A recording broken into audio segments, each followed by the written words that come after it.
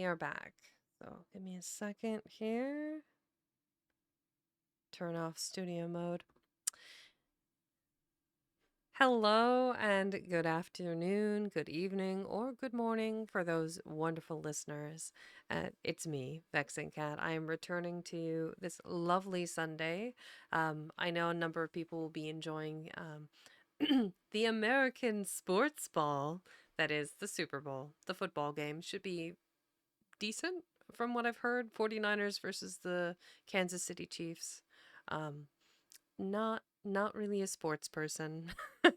uh, who would have guessed? I'm returning back to Lord Byron, and we'll be reading some more of his selected poetry. Um, the second section, I'm going to finish this first section. It's just about 12 pages, pretty quickly. But the second section is like 120 pages for this section here. This is called Mazeppa. So it's 260 to 180. So I'm not sure that I'll be able to go all the way through that one today, but we'll see how far I can get. So, lovely listeners, I appreciate each and every one of you for stopping by and or hopping in to listen when there are probably more exciting things to be watching. But I love books, and you're here to listen to me read, so I appreciate each and every one of you. So let's get cooking here. I moved around a couple of different keybinds to hopefully help help me be able to read a little bit more easier, so I can like look up, look down is on my up down, so it's much faster. And then of course paging is right and left, so that should hopefully smooth things out a little bit. Sometimes I don't hit that button. Aw, Redbeard, you're so sweet. Thank you. Okay. Let's get cooking. It's close enough to being on the hour. I'd rather start early than be late. So, we had finished the previous poem on Friday, which was the Siege of Corinth. So we are on to the Sonnet of Chillon. I'm guessing that's Chillon. There might be a pronunciation here. Interesting. Let's find out what it means. No definition found. I wonder if that's a place. It must be.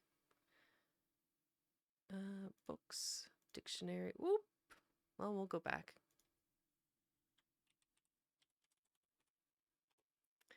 An ancient castle in West Switzerland at the end of Lake Geneva. Chillon. Chillon or Chillon. So it's a sh versus a ch. Interesting. The more you know. All right. Sonnet on Chillon.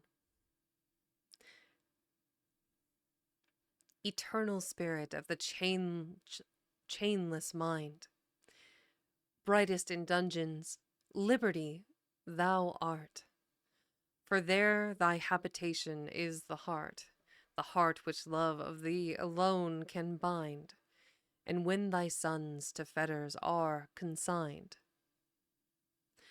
to fetters and the damp vault's dayless gloom, their country Drink conquers water, with their martyrdom, become moist, and freedom's fame finds wings on every wind. Chillon, thy prison is a holy place, and thy sad floor an altar. For 'twas trod, until his very steps have left a trace, worn, as if thy cold pavement were a sod. By Bonnivard, may none those marks efface, for they appeal from tyranny to God. Welcome in, Tiger Faye. And I will stay hydrated. I've got my water right here. And I'm drinking a London Fog tea, London Fog latte with lavender syrup. So I refer to it as a French fog. The bergamot and the Earl Grey mixes beautifully with the lavender. It's exquisite. Big fan. Though admittedly, I recently tried a rose tea with honey latte, and that also slapped. It was really good. Water for Tiger. Okay, let's see. The Prisoner of Chillon. My hair is gray, but not with years, nor grew it white in a single night. As men's have grown from sudden fears, my limbs are bowed, though not with toil, but rusted with a vile repose. For they have been a dungeon's spoil, and mine has been the fate of those to whom the goodly earth and air are banned and barred, forbidden fare. But this was for my father's faith. I suffered chains and courted death. That father perished at the stake, for tenets he would not forsake. And for the same his lineal race in darkness found a dwelling place. We were 7, who now are 1, 6 in youth and 1 in age, finished as they had begun, proud of persecution's rage. 1 in fire and 2 in field, their belief with blood have sealed, dying as their father died, for the God their foes denied. 3 were in a dungeon cast, of whom this wreck is left the last. There are 7 pillars of Gothic mold, in Chillon's dungeon deep and old. There are 7 columns, massy and grey, dim with a dull imprisoned ray, a sunbeam which hath lost its way, and through the crevice and the cleft of the thick wall is fallen and left, creeping over the floor so damp, like a marsh's meteor lamp. And in each pillar there is a ring, and in each ring there is a chain, that iron is a cankering thing. For in these limbs its teeth remain, with marks that will not wear away, till I have done with this new day, which now is painful to these eyes, which have not seen the sun so rise for years. I cannot count them over, I lost their long and heavy score. When my last brother drooped and died, I lay living by his side. They chained us each to a column stone, and we were 3, yet each alone. We could not move a single pace, we could not see each other's face. But with that pale and livid light that made us strangers in our sight. And thus together, yet apart, fettered in hand but joined in heart, 'twas still some solace in the dearth of the pure elements of earth, to hearken to each other's speech, and each turn comforter to each, with some new hope or legend old, or song heroically bold. But even these at length grew cold. Our voices took a dreary tone, an echo of the dungeon stone. A grating sound, not full and free, as they of yore were wont to be. It might be fancy, but to me they never sounded like our own. I was the eldest of the 3, and to uphold and cheer the rest I ought to do, and did my best.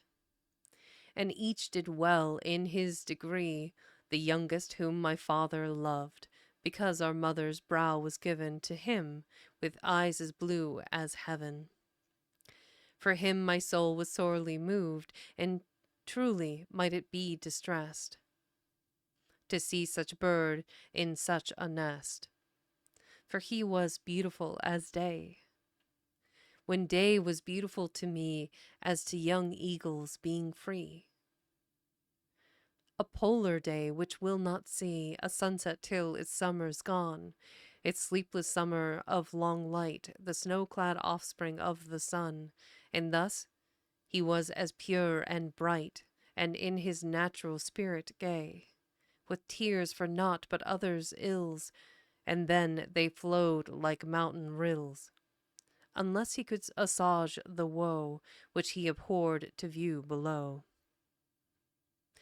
The other was as pure of mind, but formed to combat with his kind, strong in his frame and of a mood which 'gainst the world in war had stood, and perished in the foremost rank with joy. But not in chains to pine, his spirit withered with their clank. I saw it silently decline.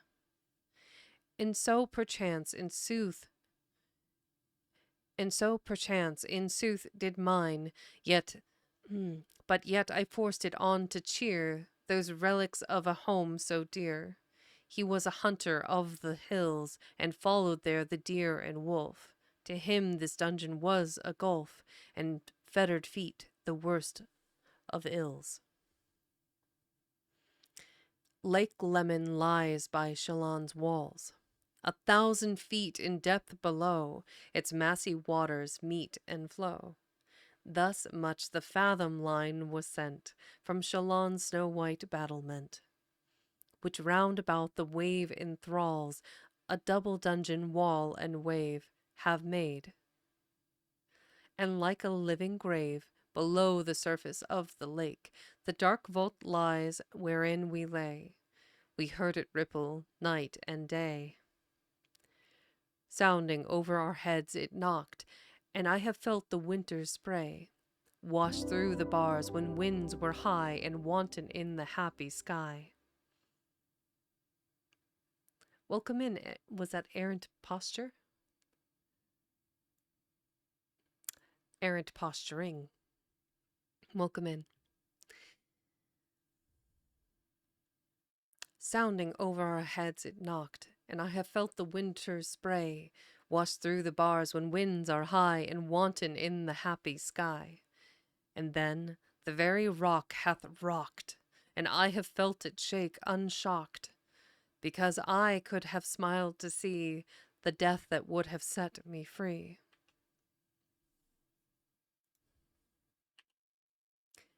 I said my nearer brother pined. I said his mighty heart declined. He loathed and put away his food. It was not that 'twas coarse and rude, for we were used to hunter's fare, and for the like had little care. The milk drawn from the mountain goat was changed for water from the moat. Our bread was such as captives' tears have moistened many 1,000 years, since man first pent his fellow man, like brutes within an iron den. But what were these to us or him? These wasted not his heart or limb. My brother's soul was of that mold which in a palace had grown cold. Had his free breathing been denied the range of the steppe mountain's side. But why delay the truth? He died. I saw and could not hold his head, nor reach his dying hand, nor dead. Though hard I strove, but strove in vain, to rend and gnash my bonds in twain. He died, and they unlocked his chain, and scooped for him a shallow grave. Even from the cold earth of our cave, I begged them as a boon to lay his corpse in dust whereon the day. It's gotta be corpse. His corpse would make more sense here. I'm guessing that's a spelling error. His corpse in dust whereon the day might shine. It was a foolish thought, but then within my brain it wrought, that even in death his free-born breast in such a dungeon could not rest. I might have spared my idle prayer. They coldly laughed and laid him there. The flat and turfless earth above, the being we so much did love, his empty chain above it leant, such murderer's fitting monument. But he, the favorite and the flower, most cherished since his natal hour, his mother's image in fair face, the infant love of all his race, his martyred father's dearest thought, my latest care, for whom I sought to hoard my life that his might be less wretched now and one day free. He too, who yet had held untried a spirit natural or inspired, he too was struck, and day by day was withered on the stalk away.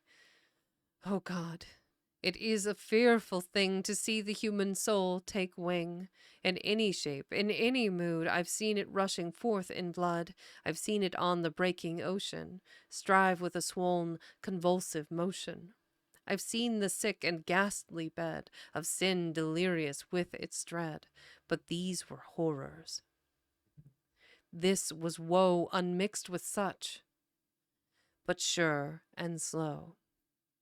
He faded, and so calm and meek, so softly worn, so sweetly weak, so tearless, yet so tender, kind and grieved for those he left behind, and all the while a cheek whose bloom was as a mockery of the tomb, whose tints as gently sunk away as a departing rainbow's ray, an eye of most transparent light that almost made the dungeon bright, and not a word of a murmur, not a groan over his untimely lot, a little talk of better days, a little hope my own to raise, for I was sunk in silence, lost in this last loss of all the most.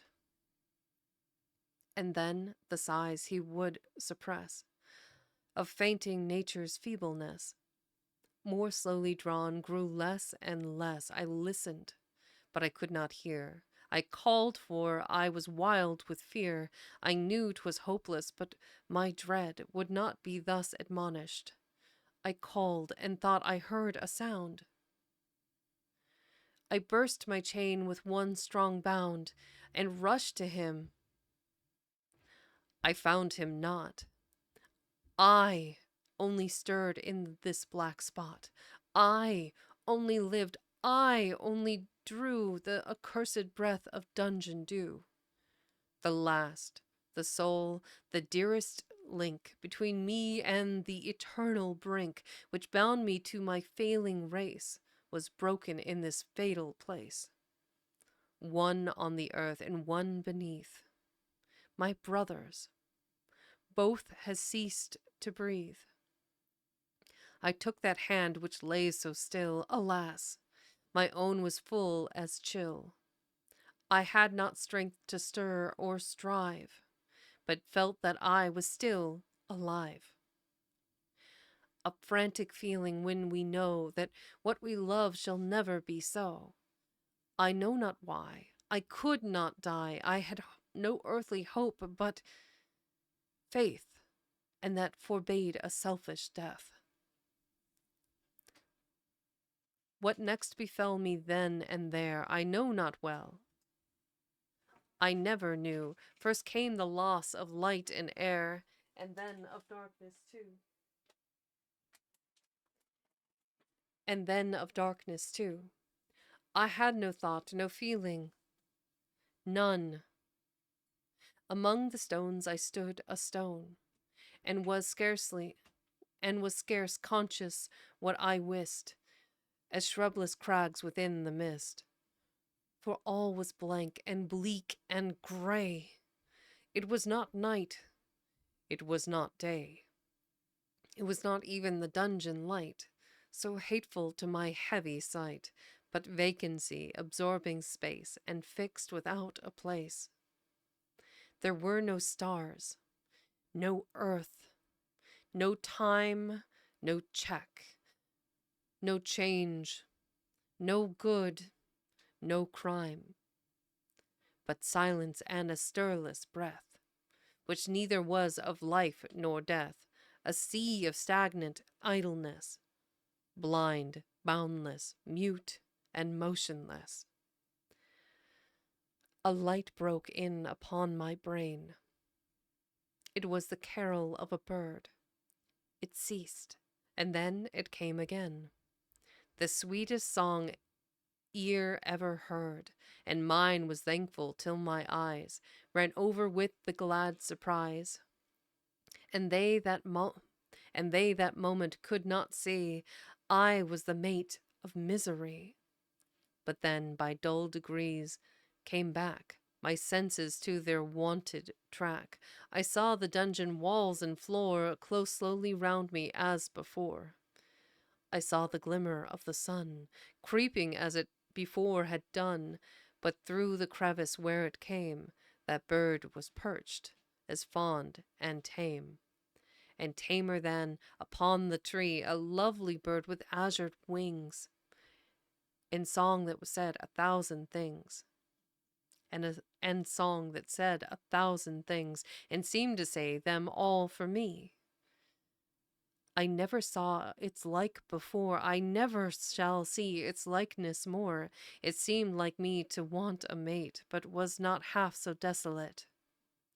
And it was come to love me when none lived to love me so again. And cheering from my dungeon's brink had brought me back to feel and think. I know not if it late were free, or broke its cage to perch on mine, but knowing well captivity, sweet bird, I could not wish for thine, or if it were in winged guise, a visitant from paradise. For heaven forgive that thought the while which made me both to weep and smile. I sometimes deemed that it might be my brother's soul come down to me, but then at last away it flew, and then 'twas mortal, well I knew. For he would never thus have flown, and left me twice so doubly lone, lone, as the corpse within its shroud, lone as a solitary cloud.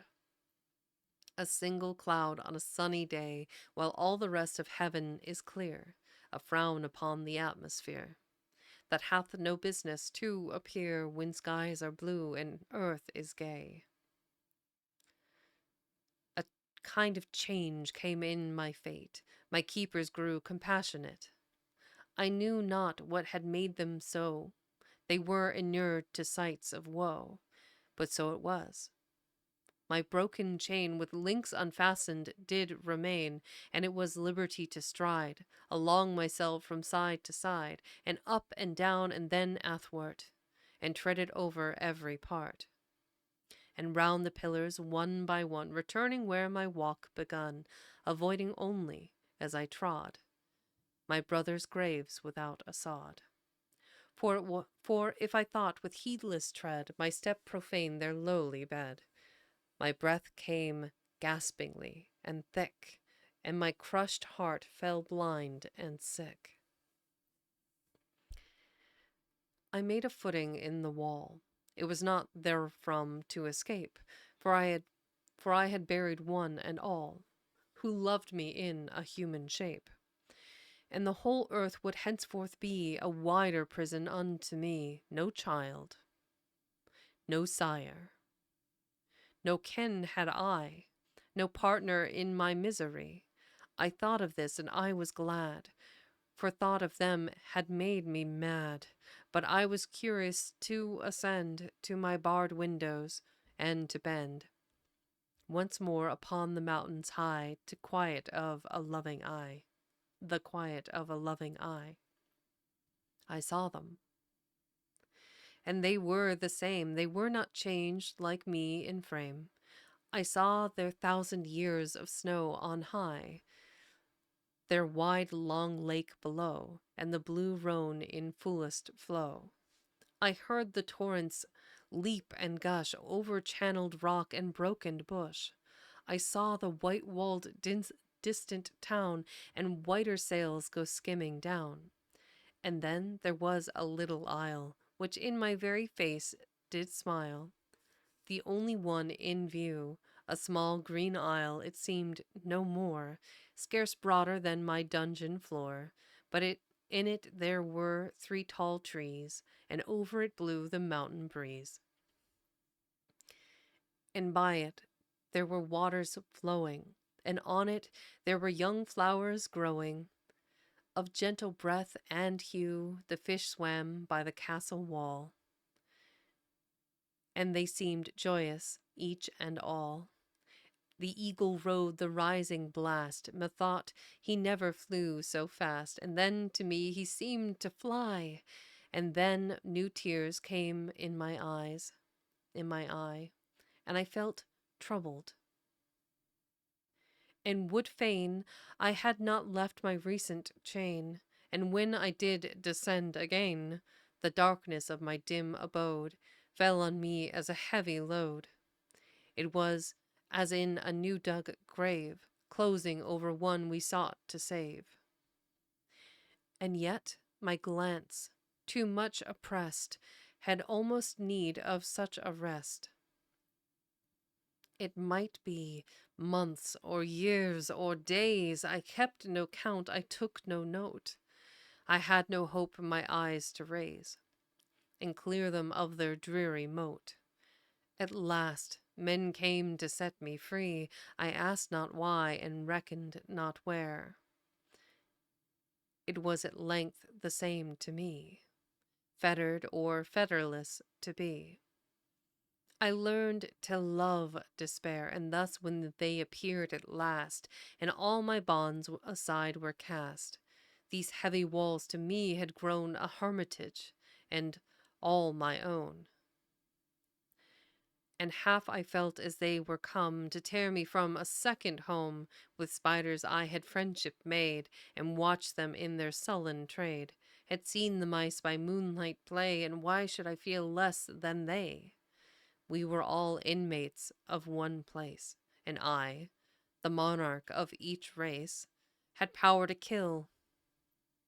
Yet, strange to tell, in quiet we had learned to dwell. My very chains and I grew friends, so much a long communion tends to make us what we are.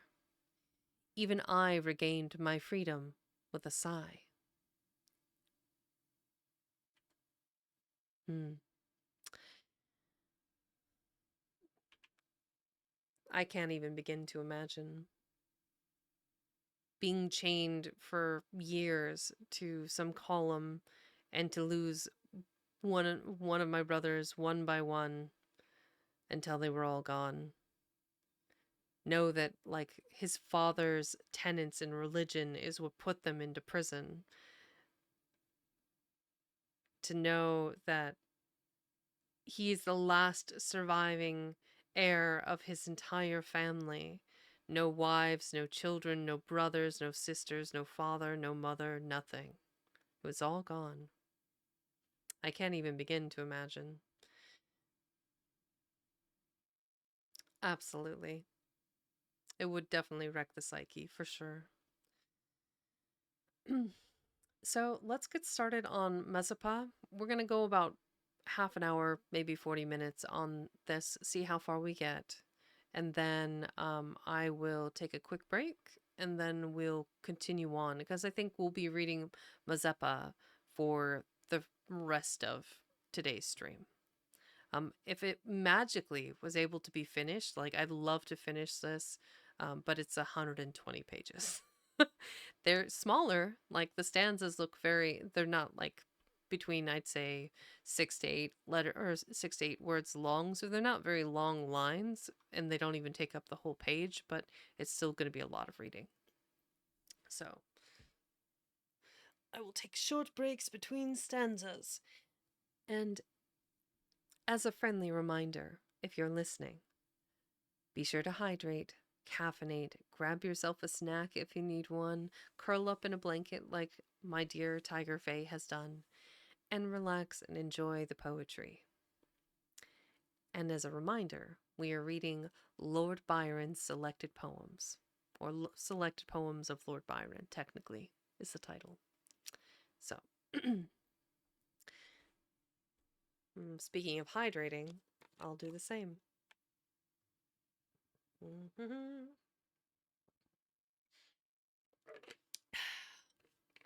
Good stuff.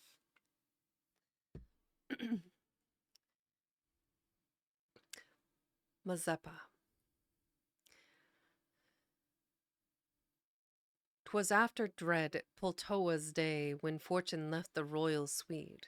Around a slaughtered army lay, no more to combat and to bleed. The power and glory of the war, faithless as their vain votaries, men, had passed to the triumphant Tsar, and Moscow's walls were safe again. Until a day more dark and drear, and a more memorable year, should give to slaughter and to shame a mightier host and haughtier name, a greater wreck, a deeper fall, a shock to one, a thunderbolt to all. Such was the hazard of the die. The wounded Charles was taught to fly by day and night through field and flood, stained with his own and subjects' blood. For thousands fell that flight to aid, and not a voice was heard to upbraid ambition in his humbled hour, when truth had naught to dread from power. His horse was slain, and Gaeta gave his own, and died the Russian slave. This too sinks after many a league of well-sustained but vain fatigue, and in the depth of forest darkling, the watchfires in the distance sparkling, the beacons of surrounding foes, a king must lay his limbs at length.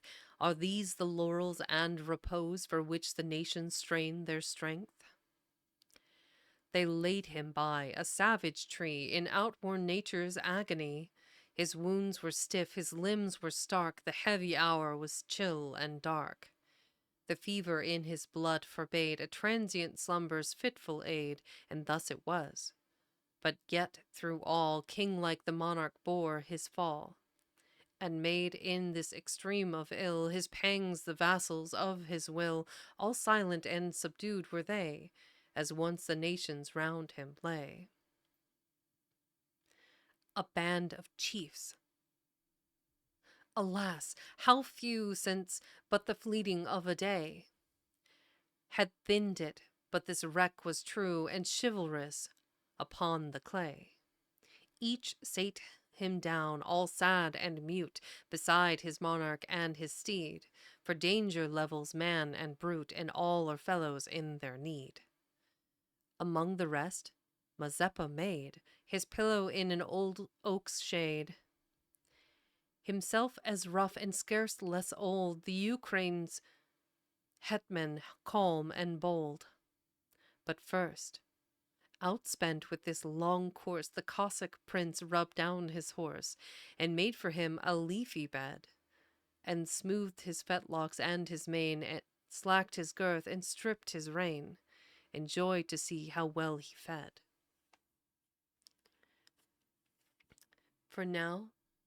For until now, he had the dread his wearied courser might refuse to browse beneath the midnight dews, but he was hardy as his lord, and little cared for bed and board, but spirited and docile too, whatever was to be done would do. Shaggy and swift and strong of limb, all Tartar-like he carried him, obeyed his voice and came to call, and knew him in the midst of all, though thousands were around. And night, without a star, pursued her flight. That steed from sunset until dawn his chief would follow like a fawn. This done, Mazeppa spread his cloak, and laid his lance beneath his oak, felt if his arms in order good the long day's march had well withstood.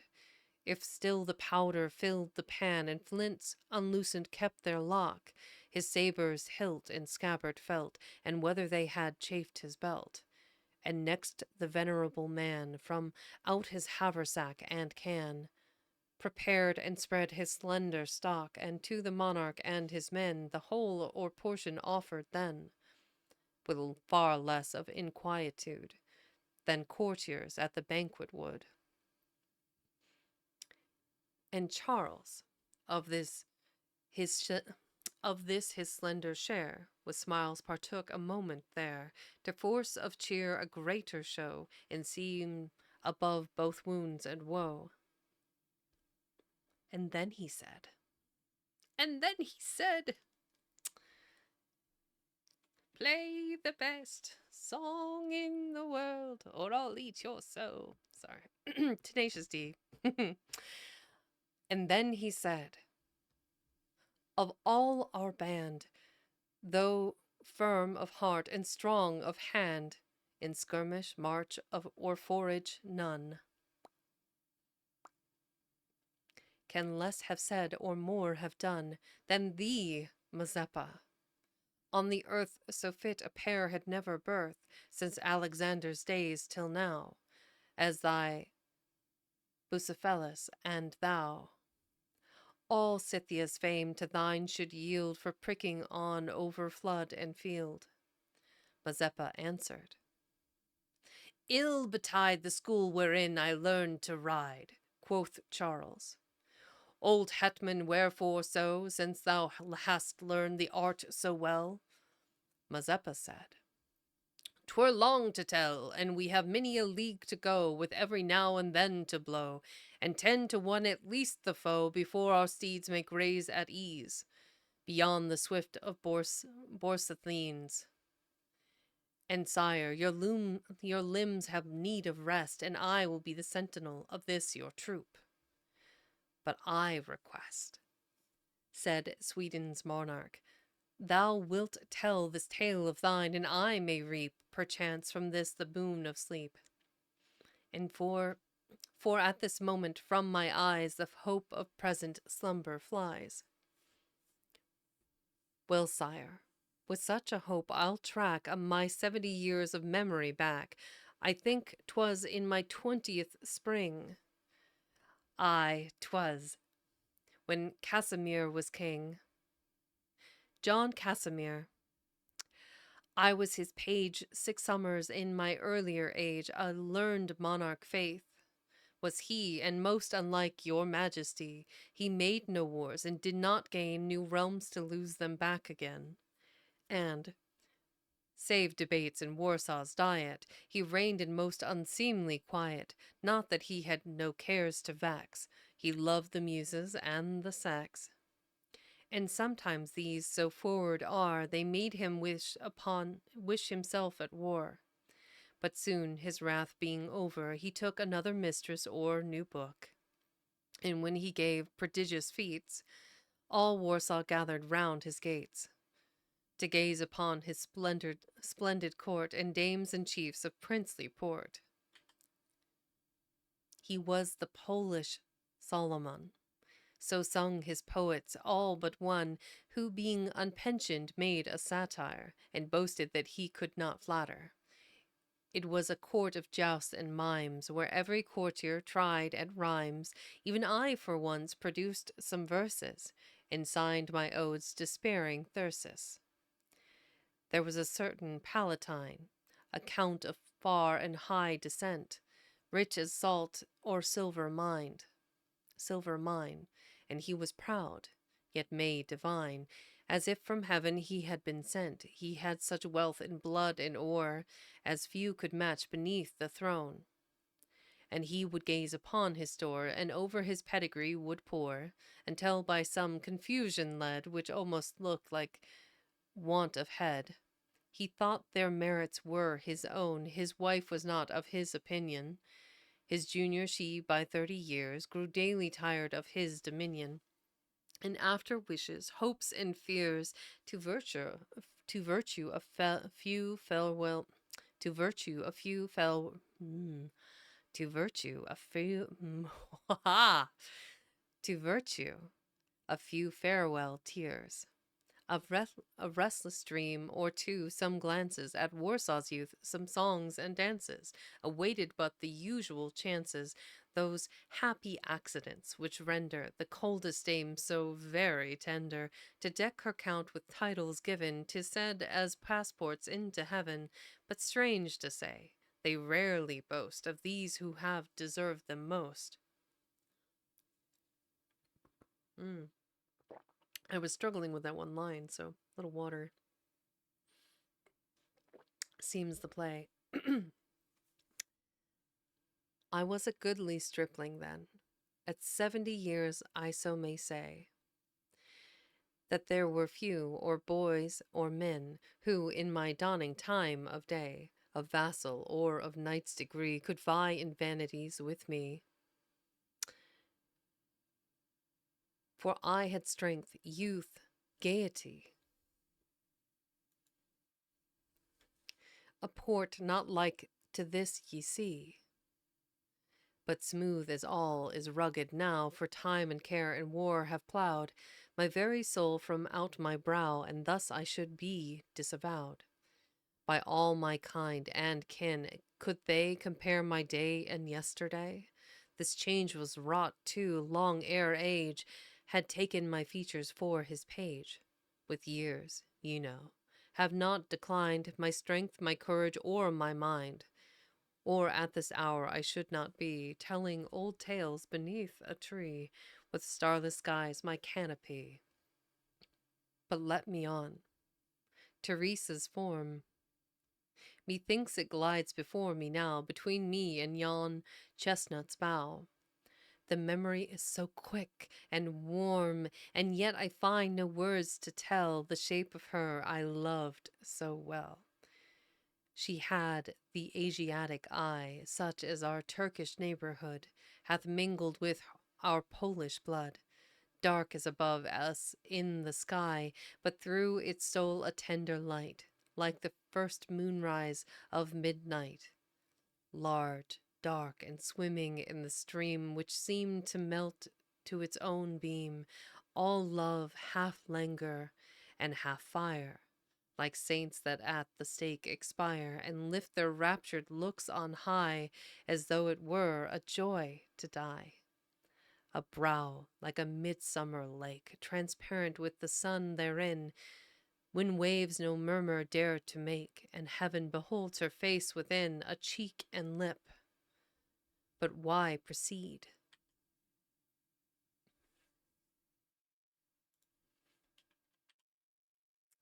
I loved her then. I love her still, and such as I am, love indeed, in fierce extremes, in good and ill, but still we love even in our rage, and haunted too our very age with the vain shadow of the past, as is Mazeppa to the last.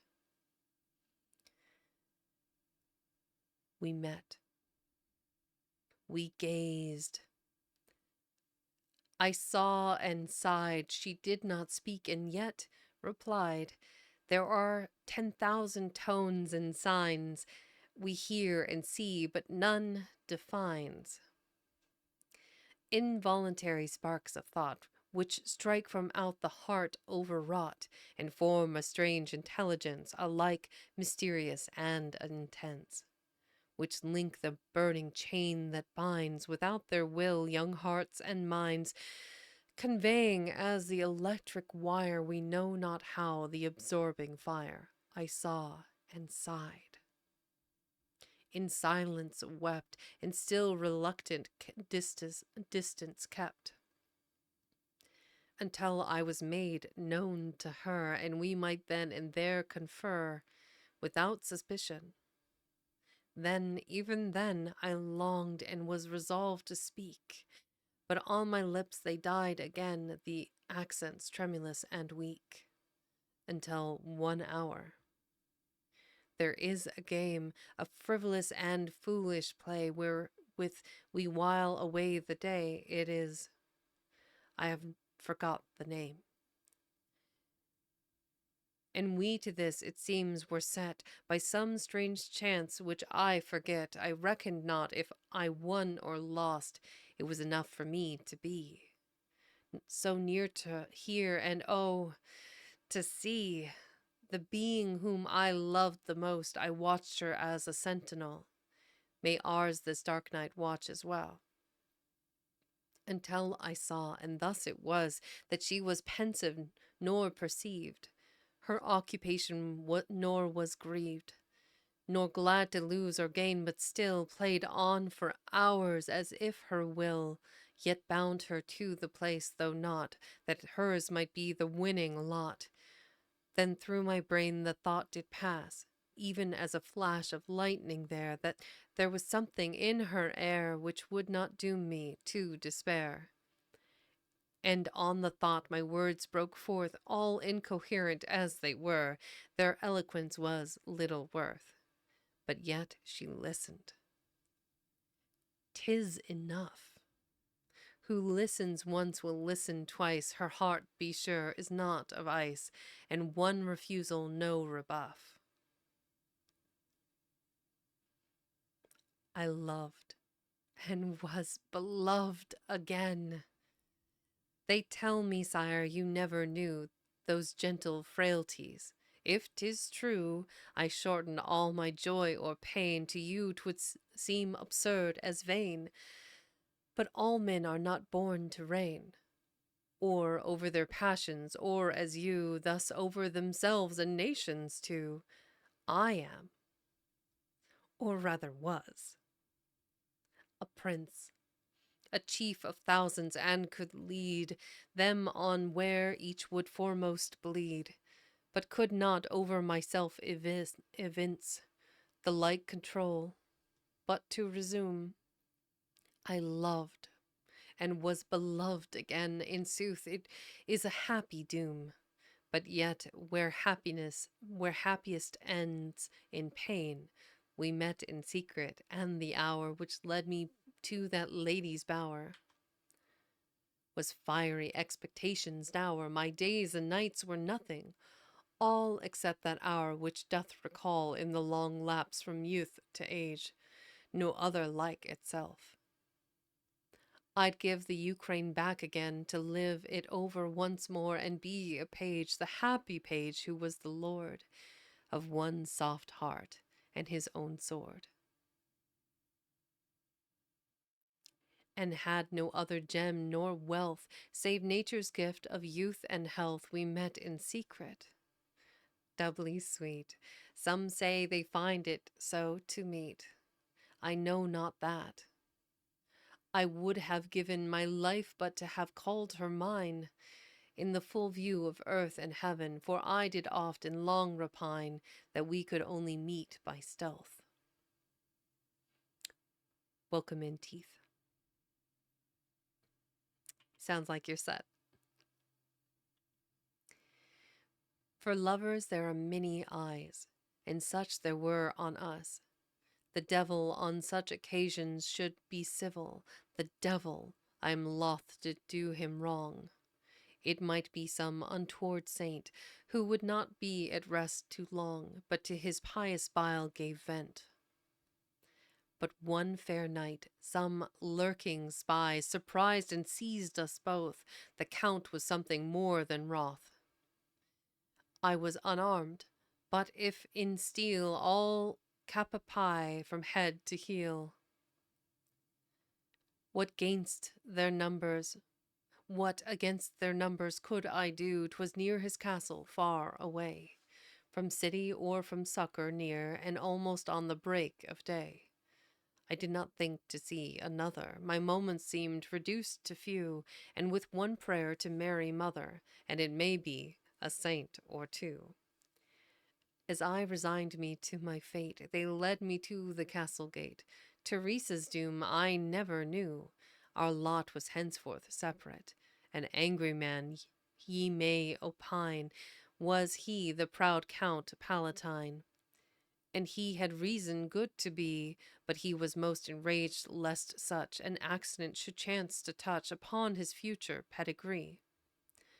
nor less amazed that such a blot his noble scutcheon should have got. Scutcheon. Archaic spelling of scutcheon. More. Science. A shield. One, especially one displaying a coat of arms. Interesting. What does that one sound like? Scutcheon. The more you know. His noble scutcheon should have got, while he was highest of his line, because unto himself he seemed the first of men, nor less he deemed in others' eyes, and most in mine, is death. With a page, perchance a king had reconciled him to the thing, but with a stripling of a page. I felt, but cannot paint, his rage. Bring forth the horse. The horse was brought. In truth he was a noble steed, a Tartar of the Ukraine breed, who looked as though the speed of thought were in his limbs, but he was wild, wild as the deer and untaught, with spur and bridle undefiled. 'Twas but a day he had been caught, and snorting with erected mane, and struggling fiercely, but in vain. In the full foam of wrath and dread, to me the desert-born was led. They bound me on, that menial throng, upon his back with many a thong, then loosed him with a sudden lash. Away, away, and on we dash, torrentless, rapid, and less rash. Away, away, my breath was gone, I saw not where he hurried on. 'Twas scarcely yet the break of day, and on he foamed. Away, away.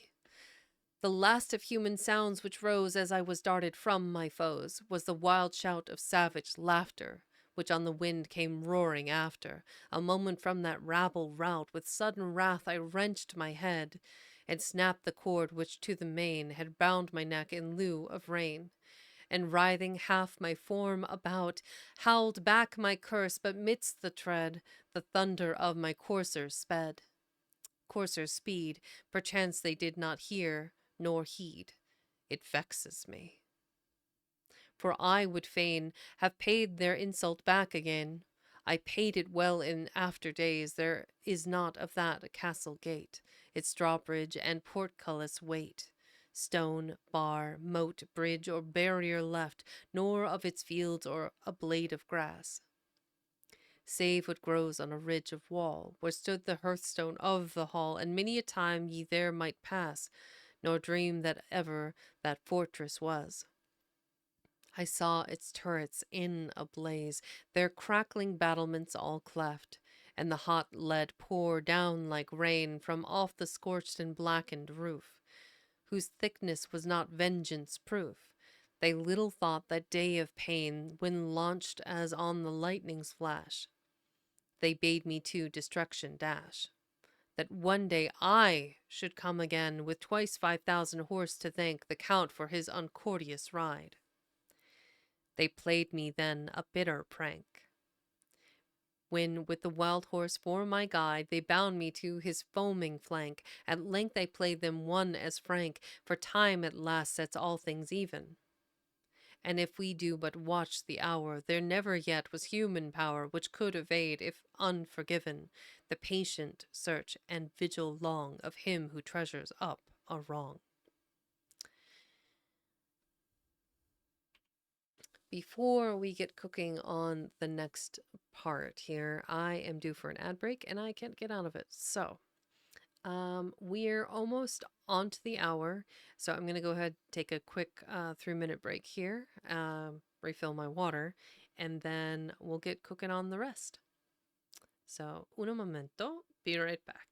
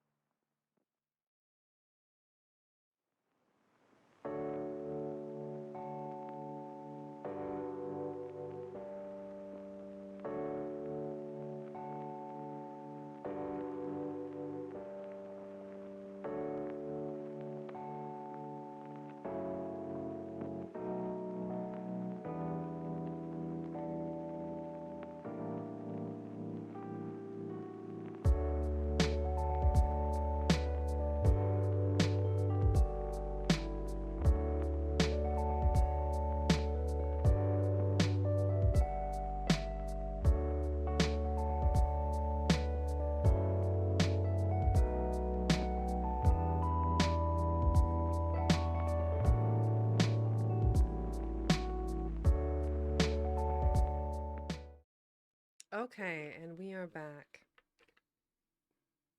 And for some reason, the wrong swipe is, or transition is activated. Anyway, I fixed that. We return to Lord Byron's Mazeppa.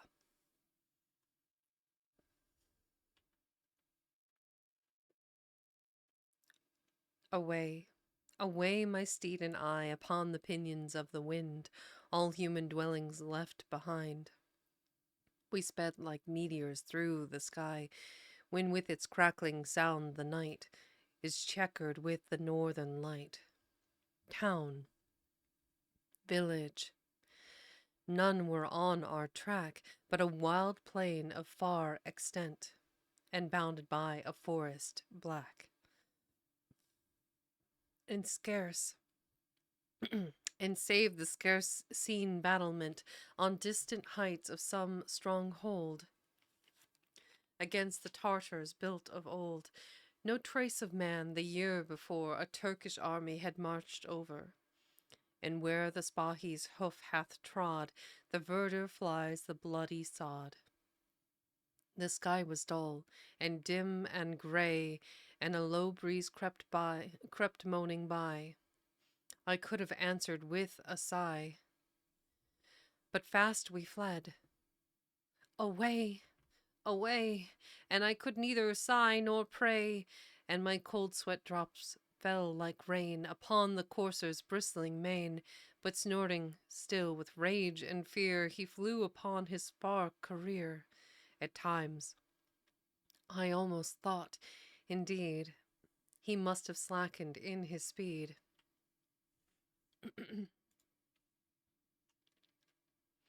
But no, my bounded slender frame was nothing to his angry might, and merely like a spur became each motion which I made to free my swollen limbs from their agony. Increased his fury and affright. I tried my voice. 'Twas faint and low, but yet he swerved as from a blow, and starting to each ascent sprang, as from a sudden trumpet's clang. Meantime, my cords were wet with gore, which oozing through my limbs ran over, and my tongue the thirst became a something fiery far than flame. We neared the wild wood. 'Twas so wide, I saw no bounds on either side. 'Twas studded with old sturdy trees that bent not to the roughest breeze, which howls down from Siberia's waste and strips the forest in its haste. But these were few and far between, set thick with shrubs more young and green, luxuriant with their annual leaves, ere strown by those autumnal eaves. That nip, the forest foliage dead, discolored with a lifeless red, which stands thereon like stiffened gore upon the slain when battle's over. And some long winter's night hath shed its frost over many tombless head. So cold and stark the raven's beak may peck unpierced each frozen cheek. 'Twas a wild waste of underwood, and here and there a chestnut stood, the strong oak and the hardy pine, but far apart. And well it were, or else a different lot were mine. The boughs gave way, and did not tear my limbs, and I found strength to bear my wounds. Already scarred with cold, my bonds forbade to loose my hold. We rustled through the leaves like wind, left shrubs and trees and wolves behind. By night I heard them on the track. Their troop came hard upon our back, with their long gallop which can tire, the hounds' deep hate and hunters' fire. Wherever we flew, they followed on, nor left us with the morning sun. Behind I saw them, scarce a rood, at daybreak winding through the wood, and winding through, at daybreak winding through the wood. and through the night had heard their feet, their stealing, rustling step repeat.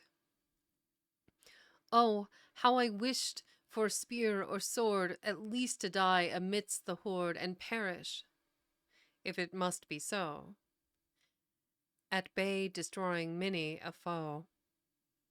When first my courser's race begun, I wished the goal already won, but now I doubted strength and speed, vain doubt. His swift and savage breed had served him like the mountain roe, nor faster falls the blinding snow.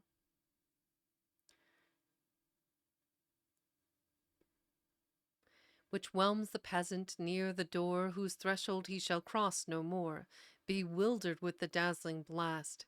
Then through the forest paths he passed, untired, untamed, and worse than wild, all furious as a favored child, balked as if its wish, or fiercer still, a woman piqued who has her will.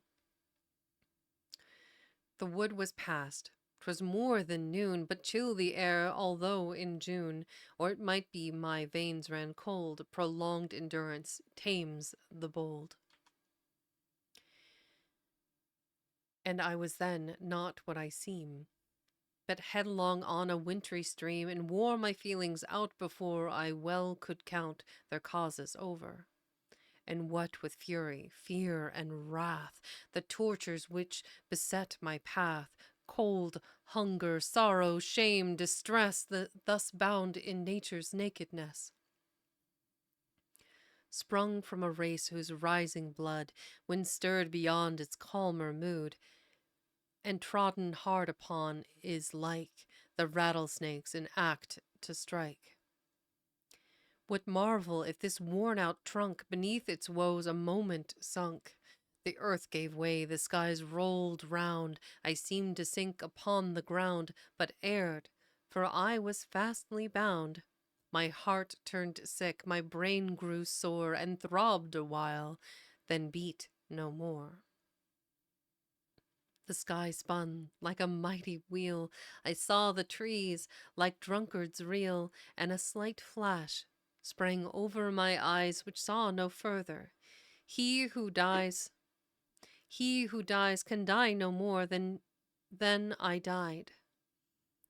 Over tortured by that ghastly ride, I felt the blackness come and go, and strove to wake, but could not make my senses climb up from below. I felt as on a plank of sea, when all the waves that dashed over thee at the same time upheave and whelm, and hurl thee towards a desert realm.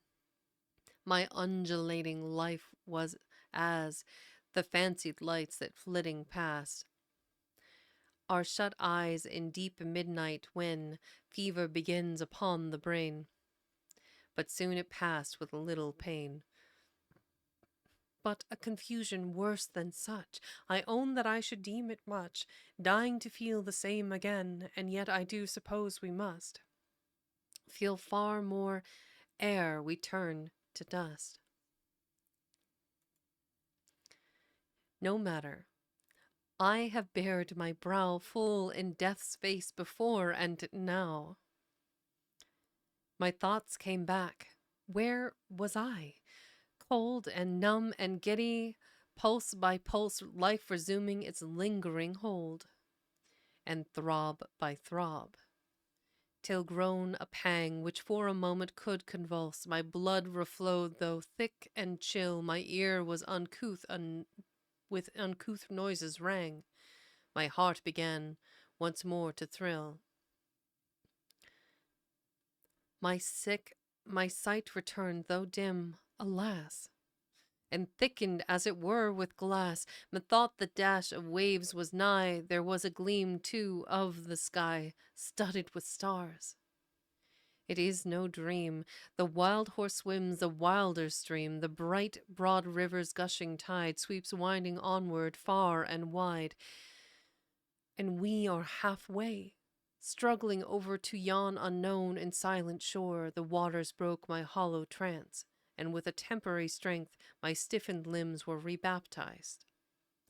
My courser's broad breast proudly braves and dashes off the ascending waves, and onward we advance. We reach the slippery shore at length, a haven I but little prized. For all behind was dark and drear, and all before was night and fear. How many hours of night or day in those suspended pangs I lay, I could not tell. I scarcely knew if this were human breath I drew.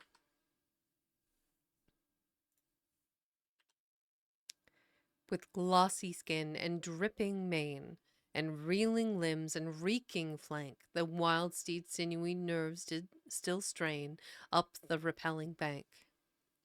We gained the top, a boundless plain, spreads through sped spreads through the shadow of the night, and onward, onward, onward seems like precipices in our dreams, to stretch beyond the sight, and here and there a speck of white, or scattered spot of dusky green in masses broke into the light, as rose the moon upon my right, but not distinctly seen in the dim waste could indicate the omen of a cottage gate. No twinkling taper from afar stood like a hospital star.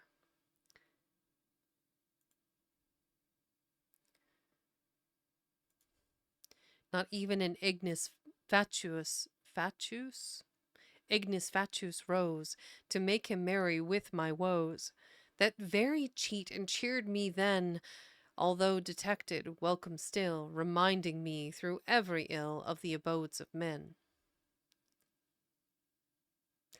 Onward we went, but slack and slow, his savage force at length overspent, the drooping courser faint and low, all feebly foaming went. A sickly infant had power to guide him forward in that hour, but useless all to me. His newborn tameness not availed. My limbs were bound, my force had failed. Perchance had they been free. With feeble effort still I tried to rend the bonds so starkly tied, but still it was in vain. My limbs were only wrung the more, and soon the idle strife gave over, which but prolonged their pain. The dizzy race seemed almost done, although no goal was nearly won. Some streaks announced the coming sun. How slow! Alas! He came. Methought that mist of dawning gray would never dapple into day. How heavily it rolled away before the eastern flame. Rose crimson and deposed the stars, and called the radiance from their cars, and filled the earth from his deep throne with lonely luster, all his own. Up rose the sun, the mists were curled back from the solitary world, which lay around behind before, what booted it to traverse over? Plain, forest, river? Man nor brute, nor dint of hoof, nor print of foot, lay in the wild luxuriant soil. No sign of travel, none of toil. The very air was mute, and not an insect's shrill small horn, nor mating bird's new voice was born. From herb nor thicket many a worst, panting as if his heart would burst. The weary brute still staggered on, and still we were, or seemed, alone. At length, while reeling on our way, methought I heard a courser neigh from out yon tuft of blackening firs. Is it the wind those branches stirs? No, no. From out the forest prance a trampling troop. I see them come, in one vast squadron they advance. I strove to cry. My lips were dumb. The steeds rush on in plunging pride. But where are they the reins to guide? 1,000 horse, and none to ride. with flowing tail and flying mane, wide nostrils never stretched by pain, mouths bloodless to the bit or rein, and feet that iron never shod, and flanks unscarred by spur or rod. 1,000 horse, the wild, the free, like waves that flowed over the sea, that follow over the sea, came thickly, thundering on, as if our faint approach to meet. The sight renerved my courser's feet. A moment, staggering feebly fleet, a moment, with a faint low neigh, he answered and then fell. With gasps and glazing eyes he lay, and reeking limbs immovable. His first and last career is done. On came the troop. They saw him stoop. They saw me strangely bound along his back with many a bloody thong. They stop. They start. They snuff the air, gallop a moment here and there, approach, retire, wheel round and round, then plunging back with sudden bound, headed by one black, mighty steed, who seemed the patriarch of his breed, without a single speck or hair of white upon his shaggy hide. Of white upon his shaggy hide. They snort, they foam, nay, swerve aside, and backward to the forest fly, by instinct from a human eye. They left me there, to my despair, linked to the dead and stiffening wretch, whose lifeless limbs beneath me stretch. Relieved from that unwonted weight, from whence I could not extricate, nor him nor me, there we lay, the dying on the dead. I little deemed another day would see my houseless, helpless head. And there, from morn to twilight bound, I felt the heavy hours toil round, with just enough of life to see my last of sons go down on me. In hopeless certainty of mind that makes us feel at length resigned to that which our foreboding years present, the worst and last of fears, inevitable. Even a boon, nor more unkind for coming soon, yet shunned and dreaded with such care, as if only were a snare, that prudence might escape. At times both wished for and implored, at times sought with self-appointed sword, yet still a dark and hideous close to even intolerable woes. And welcome in no shape, and strange to say, the sons of pleasure, they who have revelled beyond measure in beauty, wassail, wine, and treasure, die calm or calmer oft than he whose heritage was misery. For he who hath in turn run through all that was beautiful and new, hath not to hope and not to leave, and save the future, which is viewed not quite as men are base or good, but as their nerves may be endued, with naught perhaps to grieve. The wretch still hopes his woes must end, and death, whom he should deem his friend, appears in his distempered eyes, arrived to rob him of his prize, the tree of his new paradise. Tomorrow would have given him all, repaid his pangs, repaired his fall. Tomorrow would have been the first of days no more deplored or cursed, but bright and long and beckoning years, seen dazzling through the mist of tears, guerdon of many a painful hour. Tomorrow would have given him power to rule, to shine, to smite, to save. And must it dawn upon his grave? The sun was sinking, and still I lay, chained to the chill and stiffening steed. I thought to mingle there our clay, and my dim eyes of death had need. No hope arose of being freed.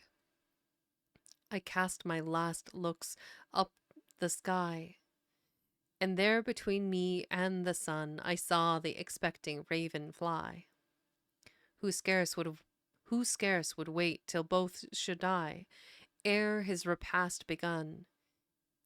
He flew and perched, then flew once more, and each time nearer than before.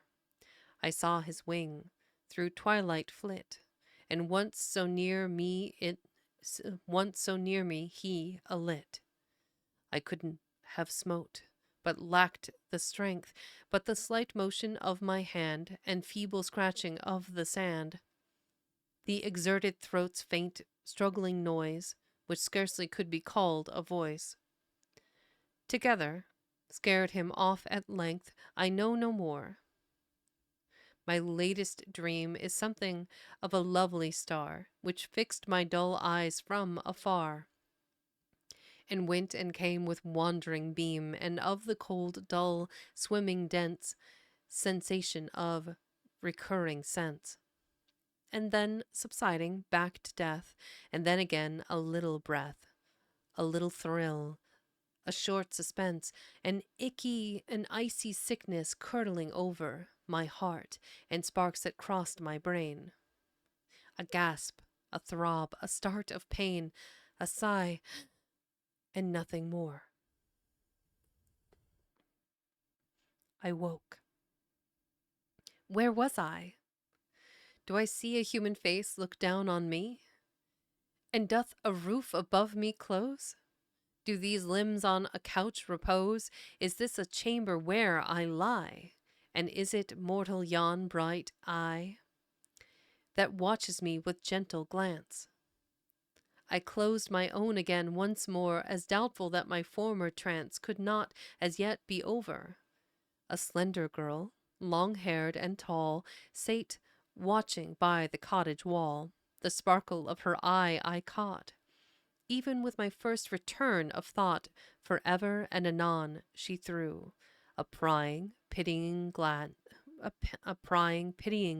on me, with her black eyes so wild and free. I gazed and gazed until I knew no vision it could be, but that I lived and was released from adding to the vulture's feast. And when the Cossack maid beheld my heavy eyes at length unsealed, she smiled. And I essayed to speak, but failed. And she approached and made with lip and finger signs that said, I must not strive as yet to break the silence till my strength should be enough to leave my accents free. And then her hand on mine she laid, and smoothed the pillow for my head, and stole along on tiptoe tread, and gently opened the door and spake in whispers. Never was a voice so sweet. Even music followed her light feet, but those she called were not awake, and she went forth. But ere she passed, another look on me she cast, another sign she made to say that I had not to fear, that all were near at my command or call, and she would not delay her due return. While she was gone, methought I felt too much alone. She came with mother and with sire. What need of more? I will not tire with long recital of the rest, since I became the Cossack's guest. They found me senseless on the plain. They bore me to the nearest hut. They brought me into life again. Me. One day over the realm to reign, thus the vain fool who strove to glut his rage refining on my pain, sent me forth to the wilderness, bound, naked, bleeding, and alone, to pass the desert to a throne. What mortal his own doom may guess, let none despond, let none despair. Tomorrow the Borus?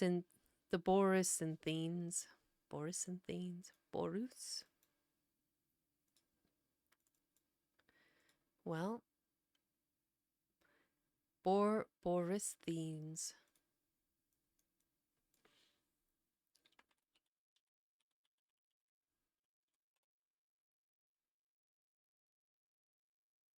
Did I spell it correctly? Borys? Oh,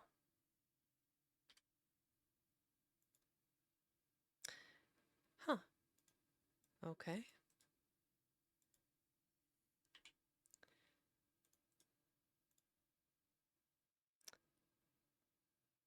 A geographical name from classical antiquity. The term usually refers to the Dnieper River and... Interesting.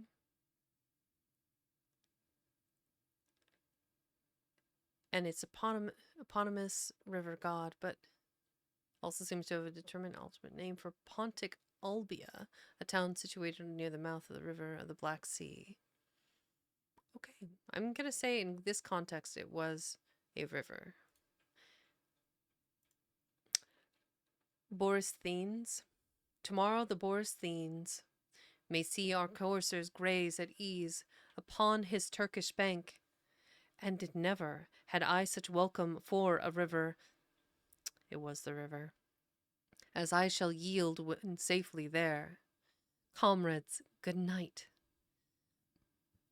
The hetman threw his length beneath the oak tree shade, with leafy couch already made, a bed nor comfortless nor new, to him who took his rest whenever the hour arrived, no matter where.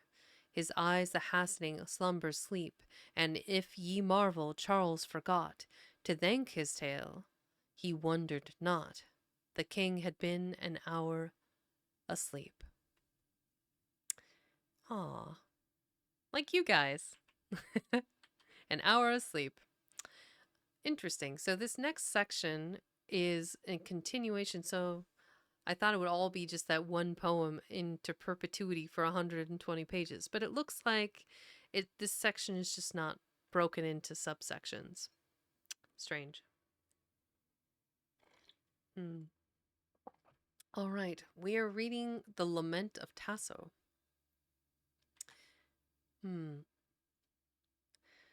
Also, as a friendly reminder, between, I guess, poems, longer poems, sections, whatever we want to call them. Drink water. As a friendly reminder, Become.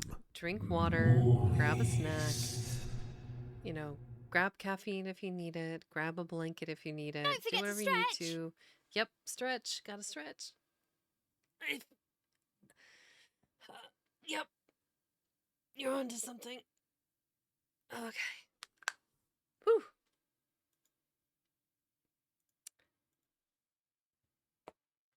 Ooh. I hope not too many of those pops come through, but that felt really good. My shoulder and my spine. Okay. The Lament of Tasso. Let's see here. And for some reason, that is not working. Oh, there we go. The Lament of Tasso. Long years. Long years.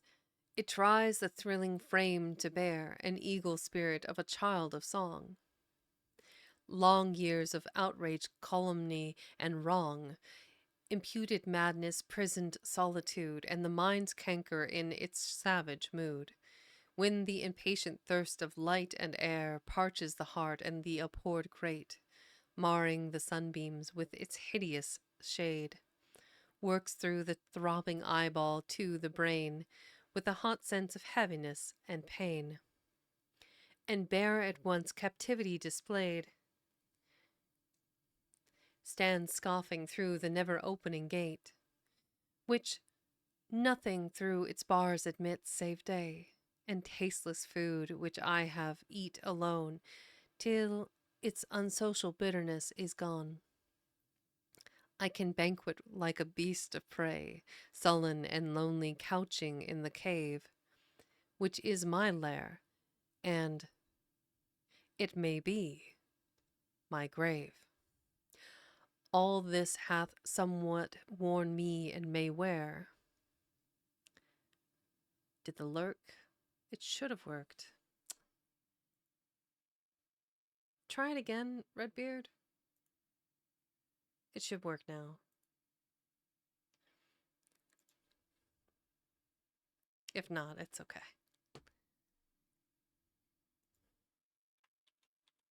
Maybe I have the settings on it wrong. Well, Redbeard, you're lurking in the quiet section, so I'll have to double check that.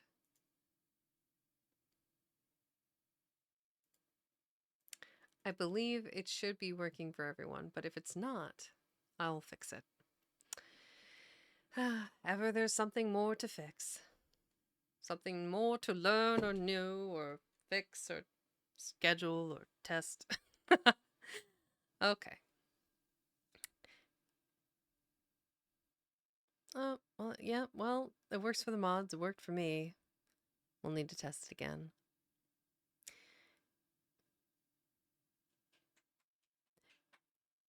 With hot sense of heaviness of pain. Okay, I'm going to go back up a bit. Yay, it's working. Okay, I just need to restart BikuBot. Huzzah. Okay.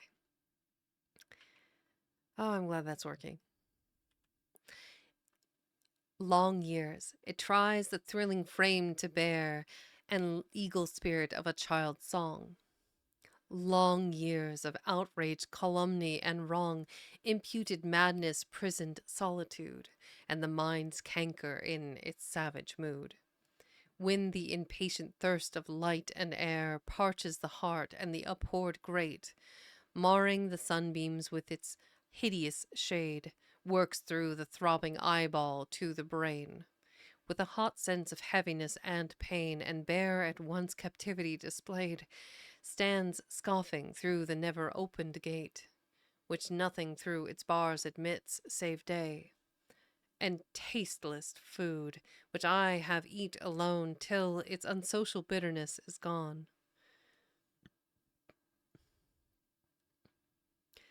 And I can banquet like a beast of prey, sullen and lonely, couched in the cave, which is my lair and, it may be, my grave. All this has somewhat worn me and may wear, but must be borne. I stooped not to despair, for I have battled with mine agony, and made me wings wherewith to overfly the narrow circus of my dungeon wall, and freed the holy sepulchre from thrall, and revelled among men and things divine, and poured my spirit over Palestine, in honor of the sacred war for him, the God who was on earth and is in heaven. For he has strengthened me in heart and limb, that through this sufferance I might be forgiven. I have employed my penance to record how Salem's shrine was won and how adored. But this is over. My pleasant task is done, my long-sustaining friend of many years. If I do blot thy final page with tears, know that my sorrows have wrung from me none. But thou, my young creation, my soul's child, which ever playing round me came and smiled, and wooed me from myself with thy sweet sight, thou art gone, thou too art gone, and so is my delight. And therefore do I weep and inly bleed with this last bruise upon broken reed. Thou art ended.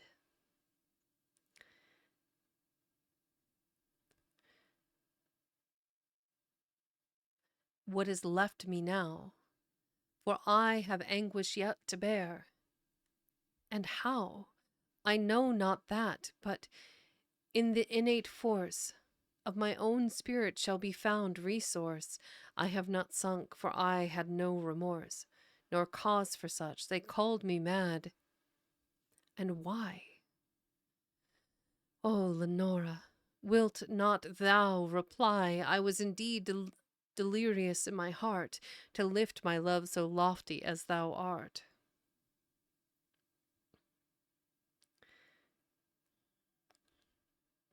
But still, my frenzy was not of the mind. I knew my fault and feel my punishment, not less because I suffer it unbent.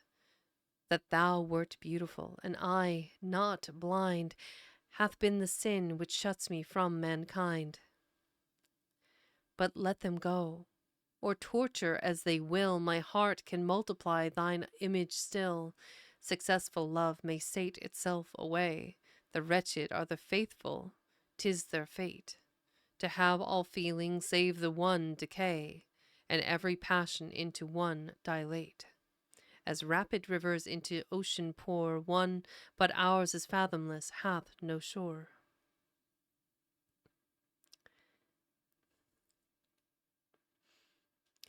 Above me, hark, the long and maniac cry of minds and bodies in captivity, and hark, the lash and the increasing howl and the half inarticulate blasphemy. There be some here with worse than frenzy foul.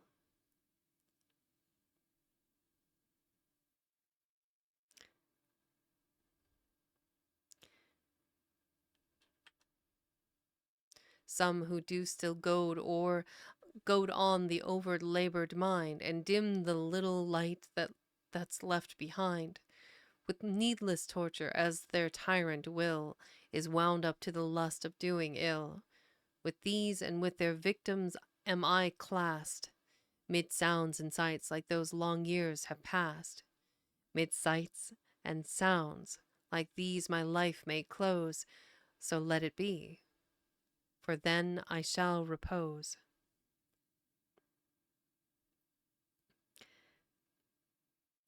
I have been patient.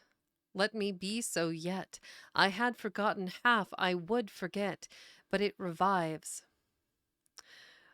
Oh, would it would it were my lot to be forgetful as I am forgot.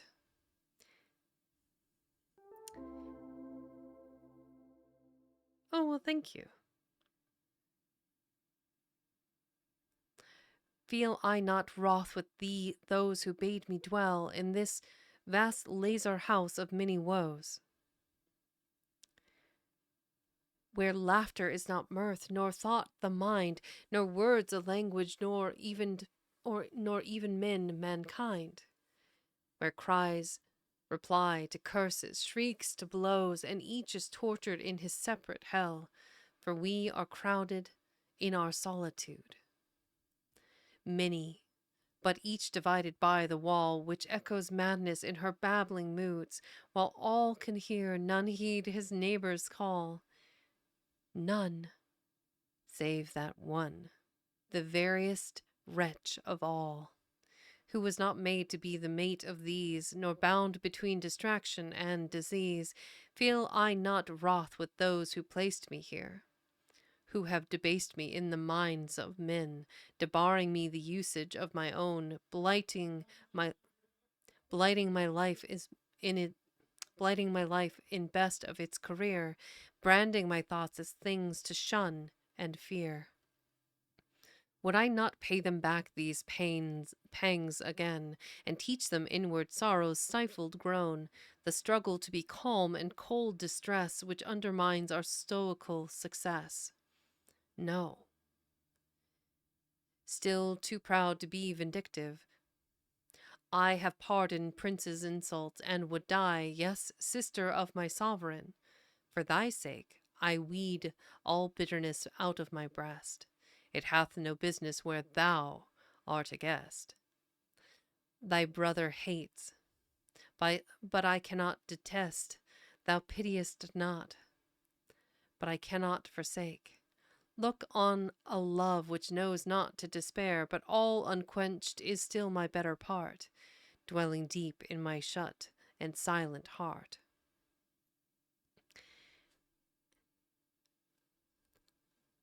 As dwells the gathered lightning in its cloud, encompassed with its dark and rolling shroud, till struck, forth flies the all ethereal dart, and thus at the collision of thy name, the vivid thought still flashes through my frame, and for a moment all things as they were flit by me, they are gone, I am the same, and yet my love without ambition grew. I knew thy state, my station, and I knew A princess was no love mate for a bard. I told it not, I breathed it not, it was sufficient to itself its own reward. And if my eyes revealed it, they, alas, were punished by the silentness of thine. And yet I did not venture to repine. Thou wert to me a crystal-girded shrine, worshipped at holy distance and around, hallowed and meekly kissed the saintly ground. Not for thou wert a princess, but that love had robed thee with a glory and arrayed thy lineaments in beauty that dismayed. Oh, not dismayed, but awed, like one above. And in that sweet severity there was... Thank you, Higara. Incoming hype train. Oh no. What do I do? Do I do anything? Just let it happen? Just gonna let it happen. Okay.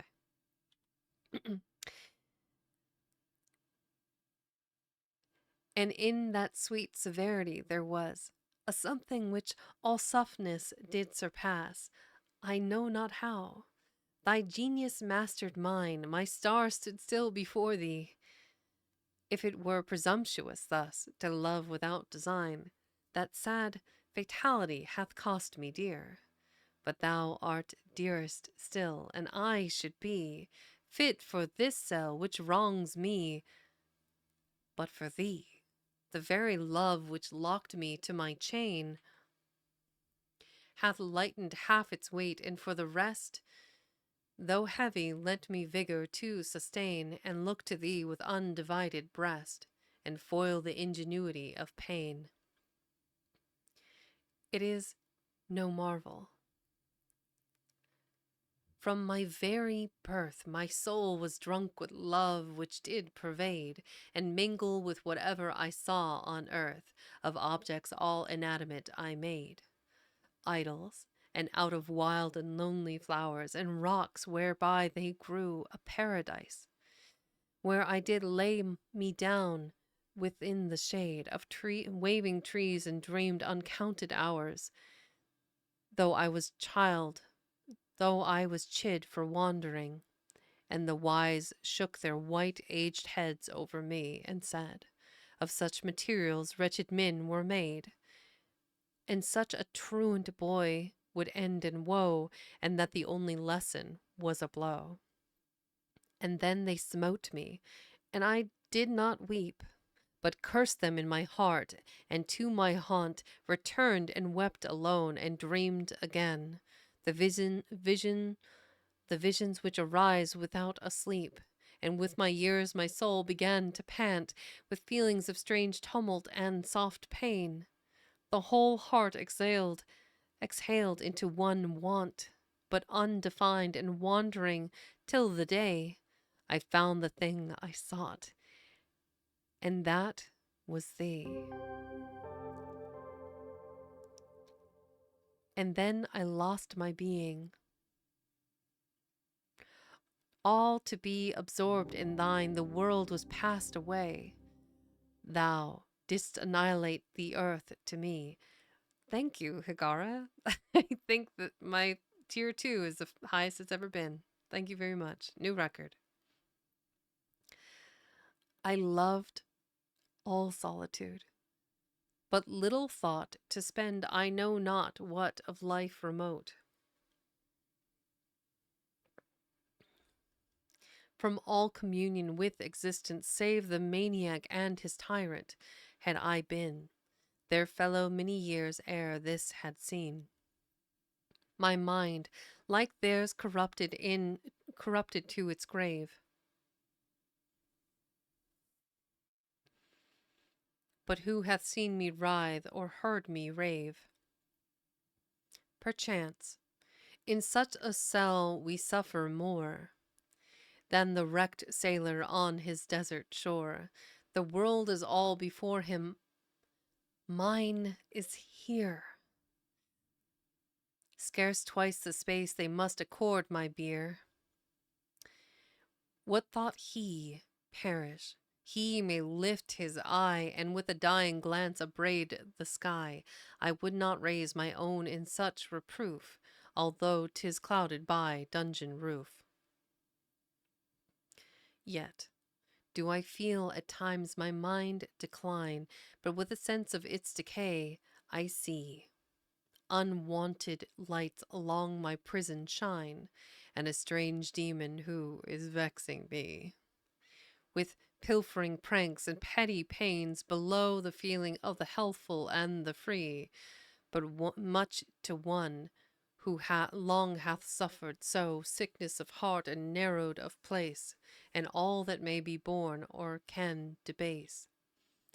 I thought mine enemies had been but man, but spirits may be leagued with them. All earth abandons, heaven forgets me in the dearth of such defense. The powers of evil can.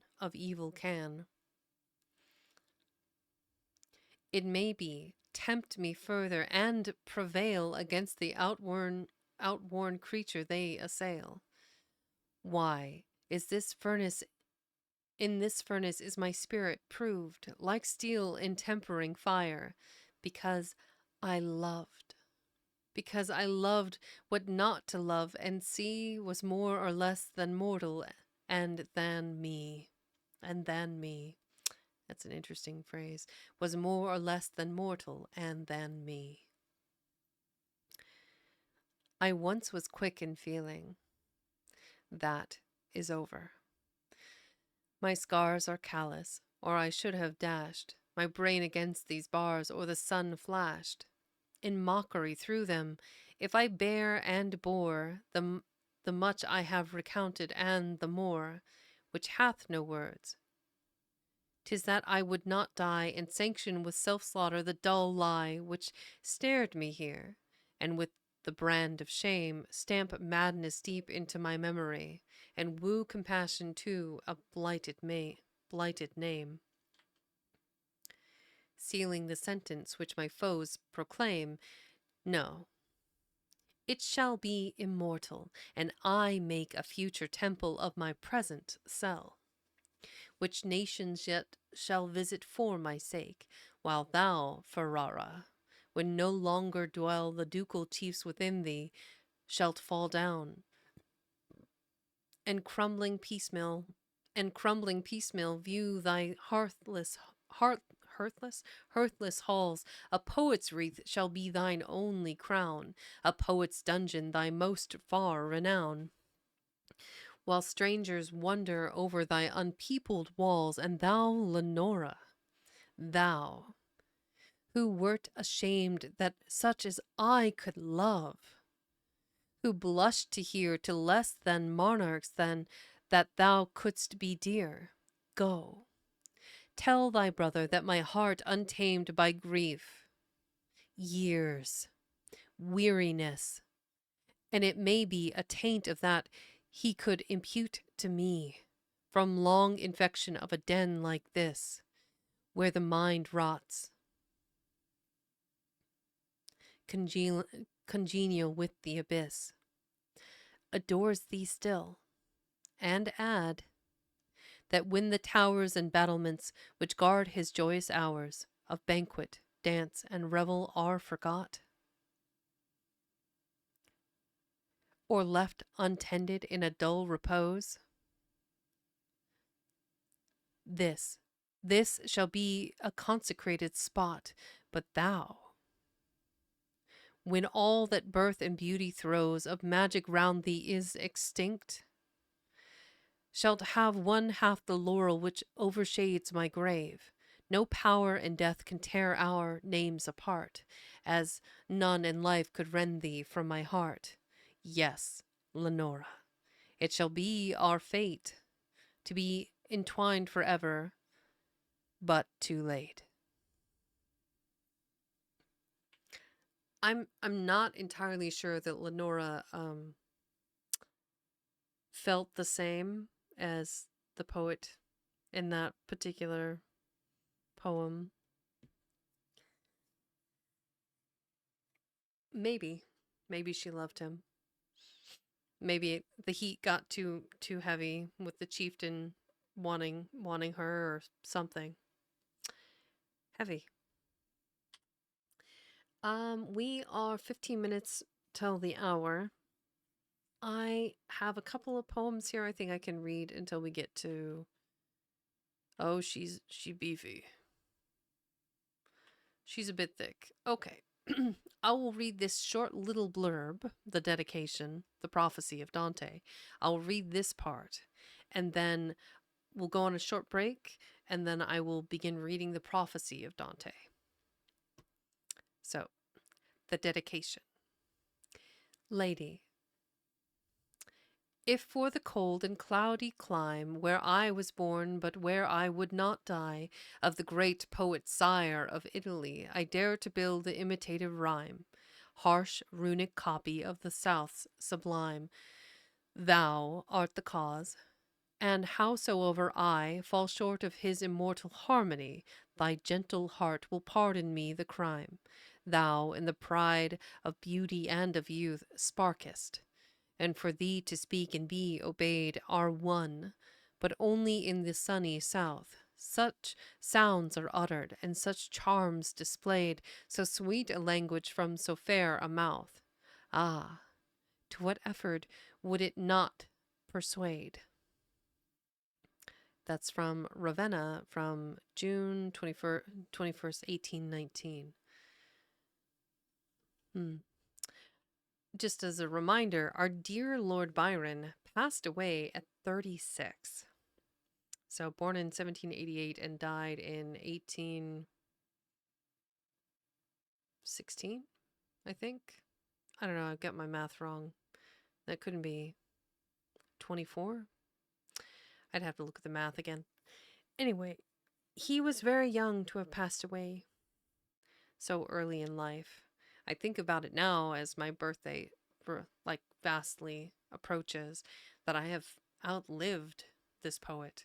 And it's surreal that someone who had such amazing words to speak, the satire, the love poetry, the critique of others, his peers, and so eloquently should pass from this life at 36 years is just incredibly tragic.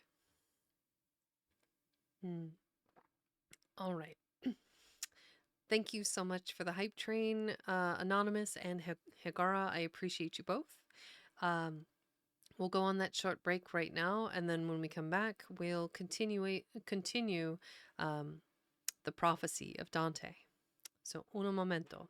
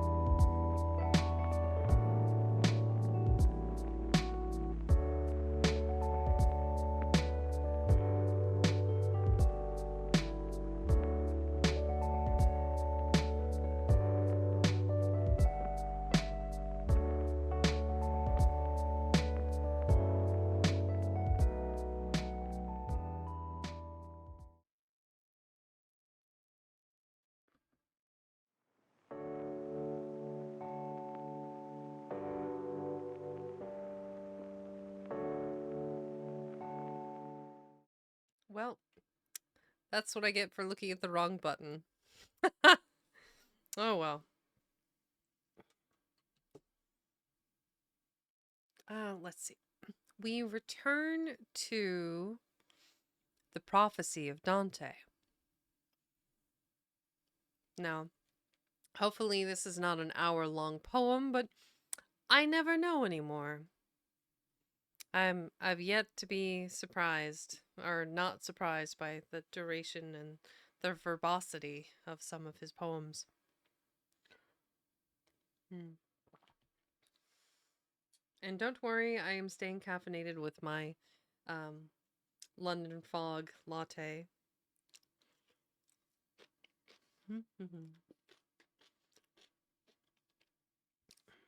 That's why I love Nestle Crunch. No. Hmm. There is a trend which I don't quite understand. Drink water. Become moist. Fair enough. If two people are telling me I need to drink water, clearly there's something to be said for it. You got it.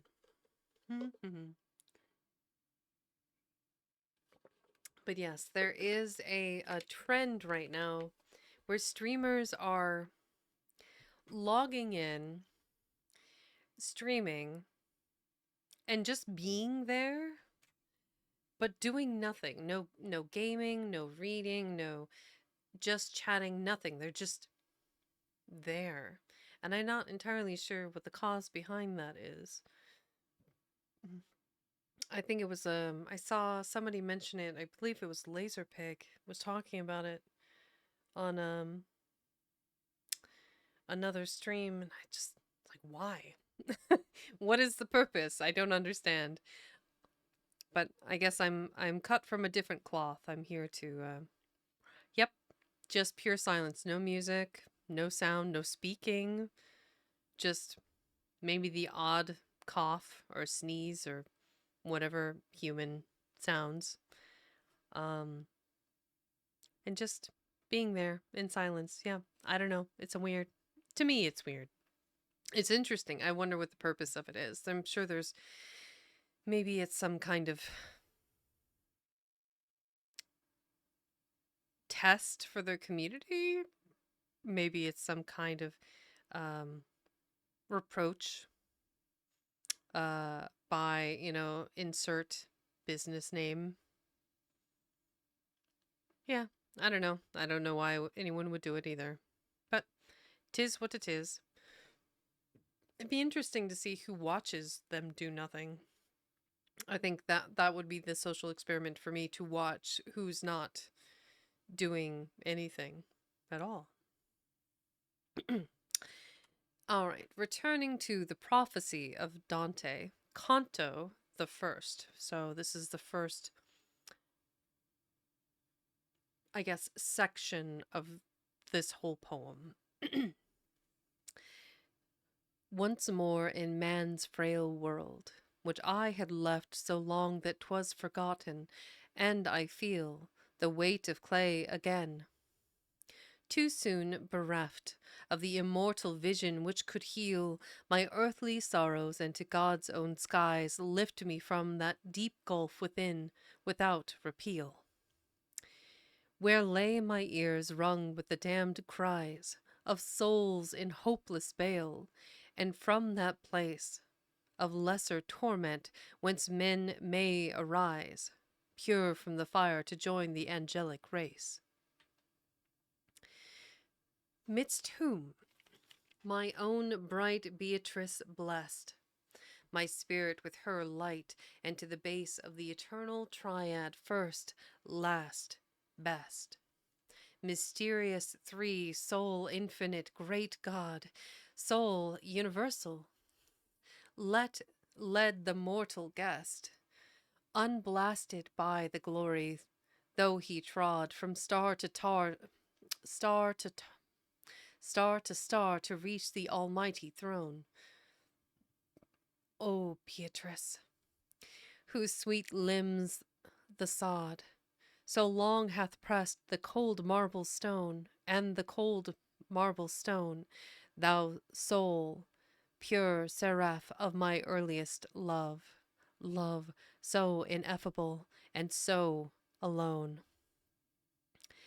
that naught on earth could more my bosom move, and meeting thee in heaven was but to meet, that without which my soul, like the arkless dove, had wandered still in search of nor her feet,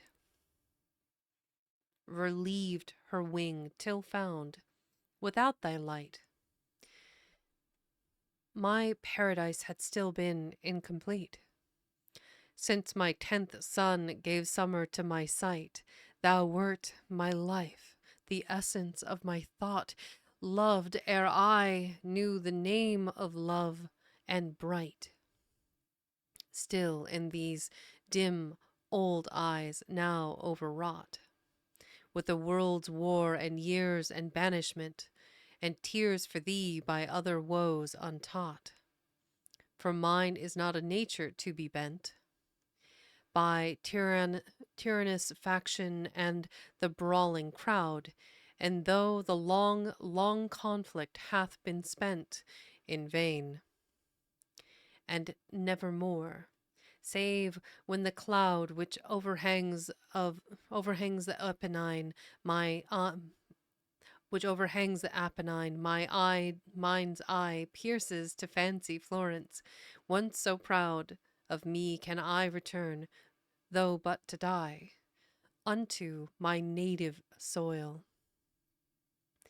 They have not yet quenched the old exile spirit stern and high, but the sun, though not overcast, must set, and the night cometh. I am old in days and deeds and contemplation, and have met destruction face to face in all his ways. The world hath left me what is found me pure, and if I have not gathered yet its praise, I sought it not by any baser lure. Man wrongs, and time avenges, and my name may form a monument not all obscure. Though such was not my ambition's end or aim, to add to the vain glorious list of those who dabble in the pettiness of fame, and make men's fickle breath the wind that blows their sail, and deem it glory to be classed with conquerors and virtue's other foes. In bloody chronicles of ages past, I would have had my Florence great and free. O Florence, Florence, unto me thou wast like that Jerusalem which the Almighty He wept over, but thou wouldst not. As the bird gathers its young, I would have gathered thee. Beneath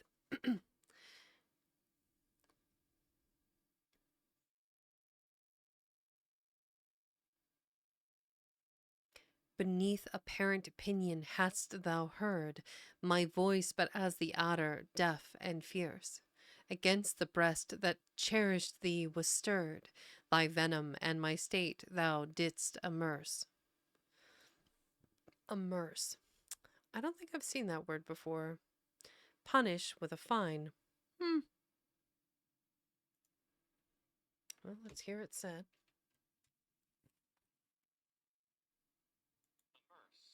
Immerse. Okay. To punish with a fine. Well, if you park in the wrong place downtown, they'll immerse you.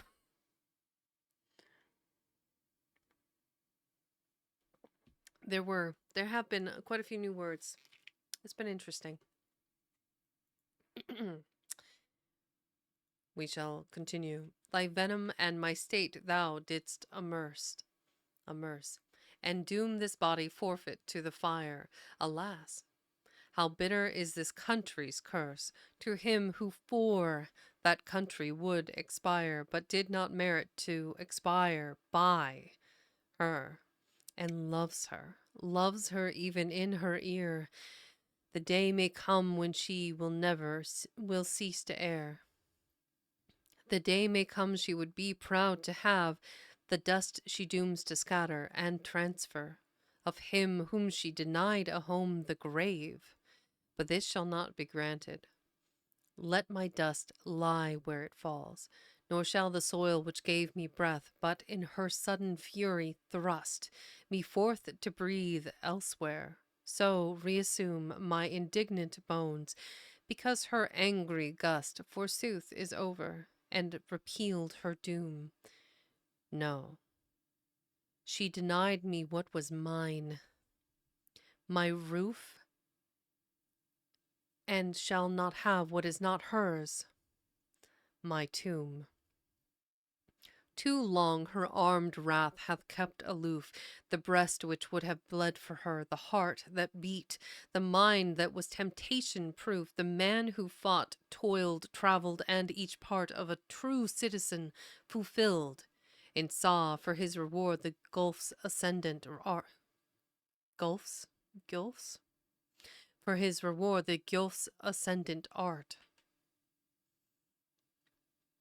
Past his destruction, even into a law, these things are not made for forgetfulness. Florence shall be forgotten first, too raw. The wound too deep, the wrong and the distress of each of such endurance too prolonged to make my pardon greater her injustice less. Though late repented, Yet for her sake I feel some fonder yearnings, and for thine, my own Beatrice, I would hardly take vengeance upon the land which once was mine, and still is hallowed by thy dust's return, which would protect the murderess like a shrine, and save 10,000 foes by thy sole urn, though like old Marius from Minturne's marsh, and Carthage ruins my lone breast may burn, at times with evil feelings hot and harsh, and sometimes the last pangs of a vile foe writhe in a dream before me and overarch. Yeah. Writhe in a dream before me and overarch my brow with hopes of triumph. Let them go. Such are the last infirmities of those who long have suffered more than mortal woe, and yet being mortal still have no repose but on the pillow of revenge.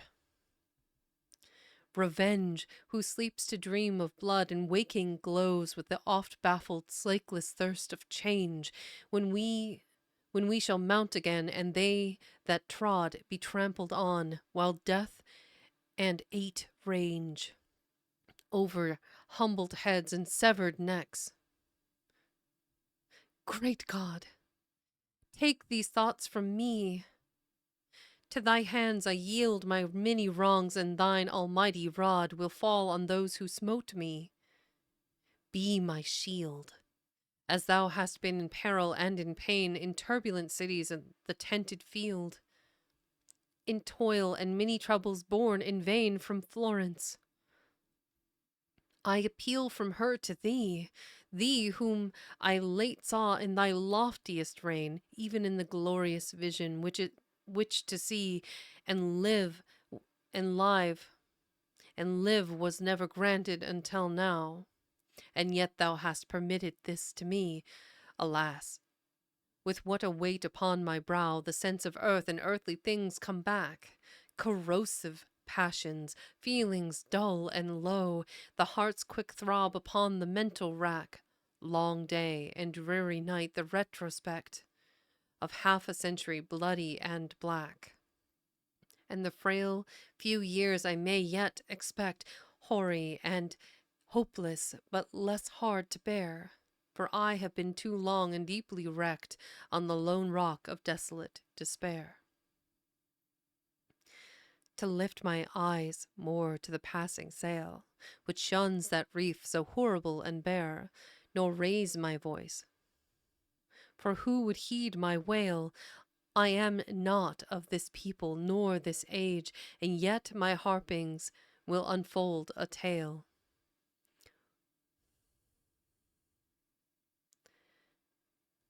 Which shall preserve these times when not a page of their perturbed annals could attract an eye to gaze upon their civil rage.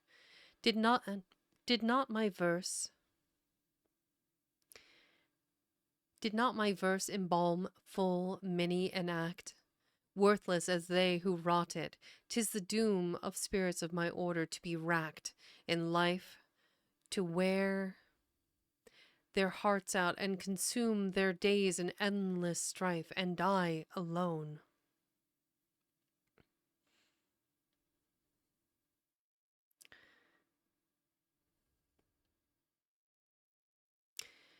Then future thousands crowd around their tomb, and pilgrims come from climes where they have known the name of him who now is but a name, and wasting homage over the sullen stone spread his. By him unheard, unheeded fame, and mine at least hath cost me dear. To die is nothing, but to wither thus, to tame my to tame my mind down from its infinity, to tame my mind down from its own infinity. What an epic line. To live in narrow ways with little men, a common sight to every common eye, a wanderer, while even wolves can find a den, ripped from all kindred, from all home, all things that make communion sweet and soften pain. To feel me in the solitude of kings, without the power that makes them bear a crown. To envy every dove his nest and wings which waft him where the Alpine looks down on Arno till he perches, it may be.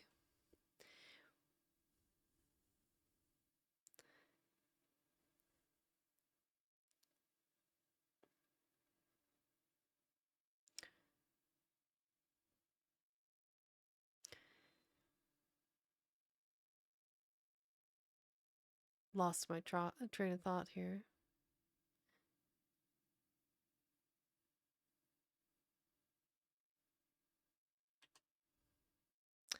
On Arno till he perches, it may be. Within my all inexorable town, where yet my boys are, and that fatal she, their mother, the cold partner who hath brought destruction for a dowry. This to see and feel and know without repair hath taught a bitter lesson, and it leaves me free. I have not vilely found, nor basely sought. They made an exile, not a slave of me.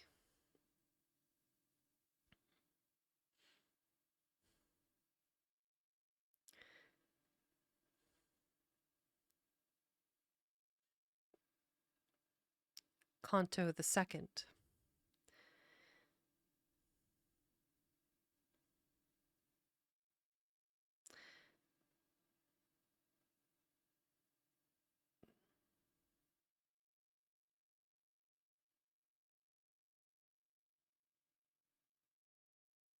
Okay.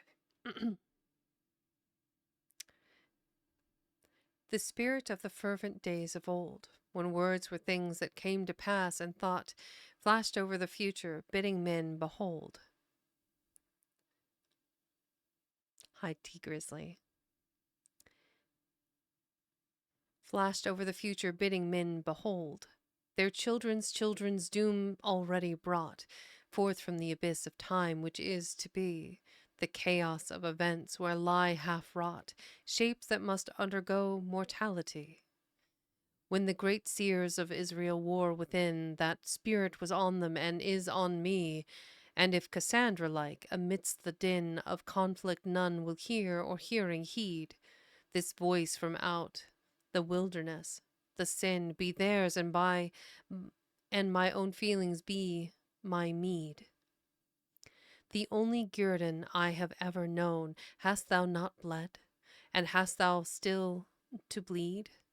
Italia, ah, to me such things foreshown with dim sepulchral light bid me forget in thine irreparable wrongs my own. We can have but one country, and even yet thou art mine. My bones shall be within thy breast, my soul within thy language, which once set with our old Roman sway in the wide West.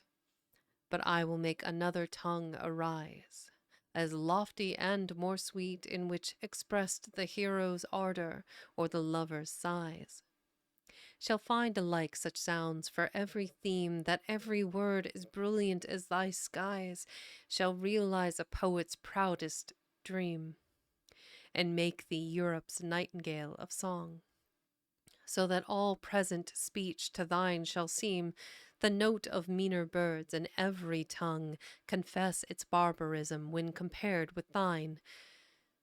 This shall thou owe to him thou didst so wrong, thy Tuscan bard, the banished Gilbelline. Woe, woe, the veil of coming centuries in rent. 1,000 years which yet supine lie like the ocean waves ere winds arise, heaving in dark and sullen undulation, floating from eternity into these eyes. The storms yet sleep. The clouds still keep their station. The unborn earthquake yet is in the womb. The bloody chaos yet expects creation. But all things are disposing for thy doom. The elements await but for the word, let there be darkness. And thou growest a tomb. Yes, thou so beautiful shalt feel the sword, thou Italy. So fair that paradise revived in thee blooms forth to man restored. Ah, must the sons of Adam lose it twice? Thou, Italy, whose ever golden fields, plowed by the sunbeam solely, would suffice for the world's granary. Thou, whose sky heaven gilds with brighter stars and robes with deeper blue. Thou, in whose pleasant places even places summer builds, her palace in whose cradle empire grew and formed the eternal city's ornaments. From spoils of kings whom freemen overthrew, birthplace of heroes, sanctuary of saints, where earthly first, then heavenly glory made her home.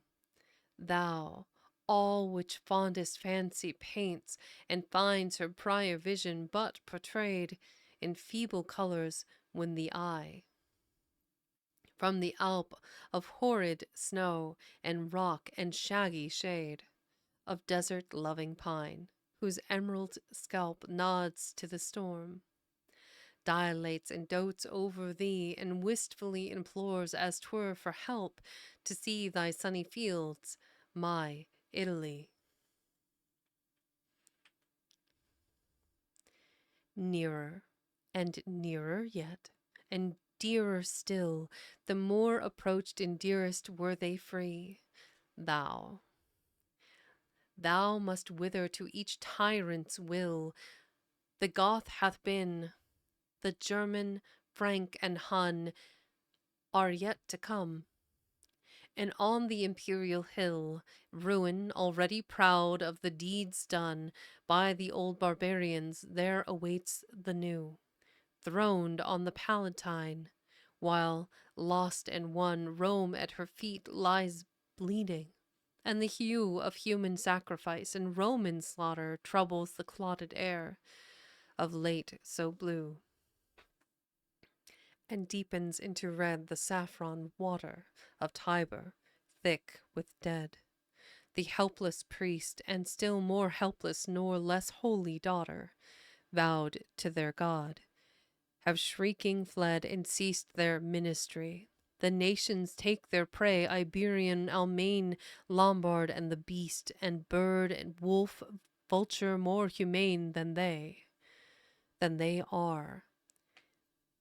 These but gorge the flesh, and These but gorge the flesh and lap the gore of the departed and then go their way.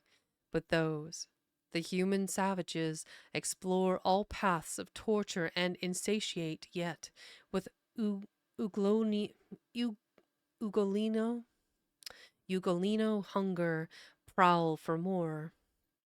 9 moons shall rise over scenes like this and set the chiefless army of the dead, which late beneath the traitor prince's banner met, hath left its leader's ashes at the gate. Had but the royal rebel lived, perchance, thou hadst been spared, but his involved thy fate. Oh, Rome, the spoiler of the spoil of France, from Venice to the Bourbon, never, never shall foreign standard to thy walls advance. But Tiber shall become a mournful river.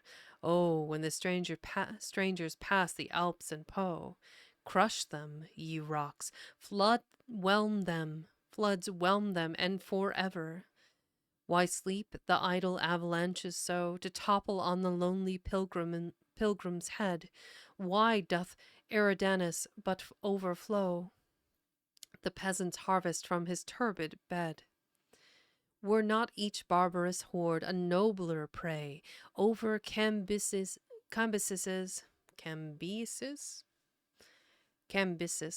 host the desert spread, or sandy ocean in the sea waves sway, rolled over Pharaoh and his thousands?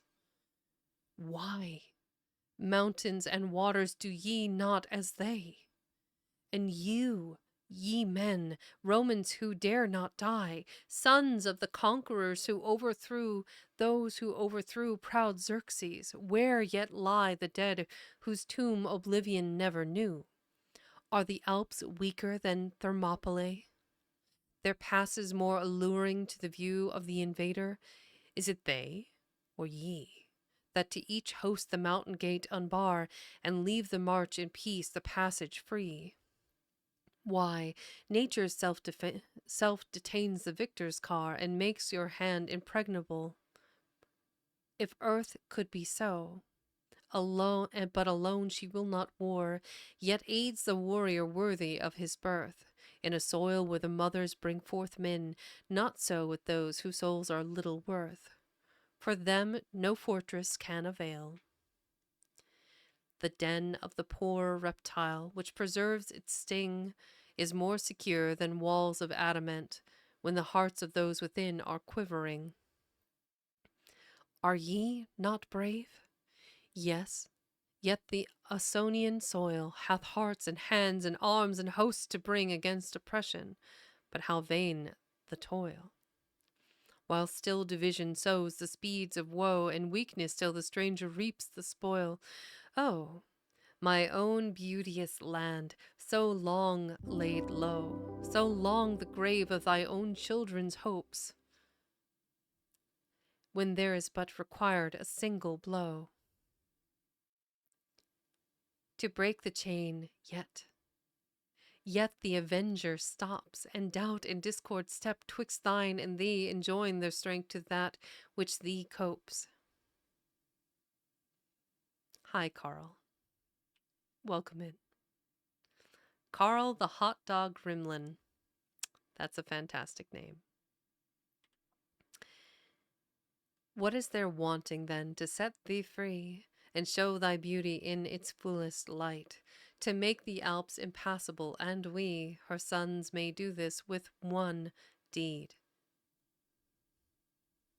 unite. We're on to the third canto. So between cantos or sections here, as a friendly reminder, be sure to hydrate, caffeinate, grab a snack, do a little self-care package, maybe wrap up in a cozy blanket. We are continuing to read the selected poems of Lord Byron, and we are in the canto, the third of the Prophecy of Dante poem. So these cantos are a little bit longer, so a quick hydration between, and I shall continue on. Hmm. You Drink got it. water. Become moist. Wonderful. Let's see here.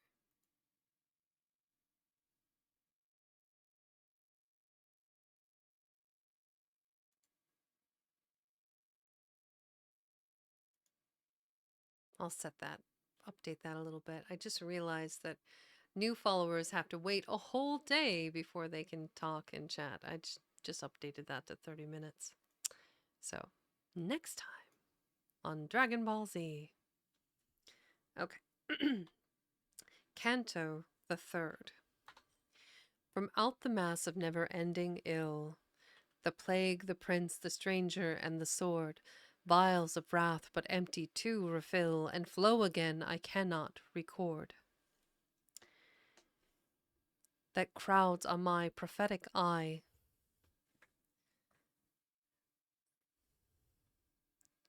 the earth and ocean written over would not afford space for the annal, yet it shall go forth. Yes, although not by human pen is graven, there, where the farthest suns and stars have birth, spread like a banner at the gate of heaven. The bloody scroll of our millennial wrongs waves, and the echo of our groans is driven. Athward, the sound of arch, archage- archangelic? Yeah. Athward, the sound of archangelic songs, and Italy, the martyred nation's gore. Welcome in, Marto, Marmotabi.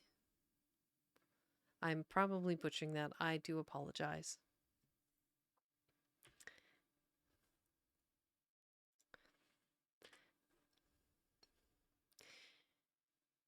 And Italy, the martyred nation's gore, will not in vain arise to where belongs omnipotence and mercy evermore.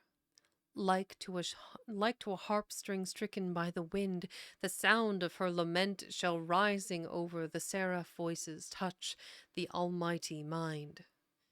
Meantime I, humblest of thy sons and of earth's dust, by immortality refined, to sense and suffering, though the vain may scoff, and tyrants threat, and meeker victims bow before the storm, because its breath is rough.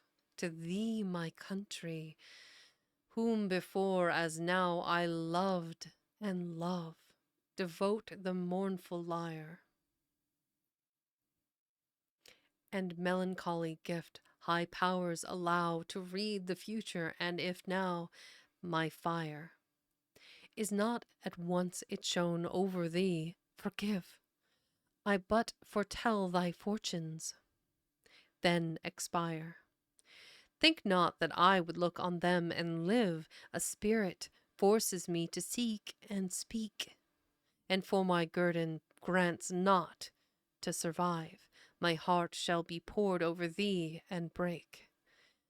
Yet for a moment, ere I must resume thy sable web of sorrow, let me take over the gleams that flash athwart thy gloom.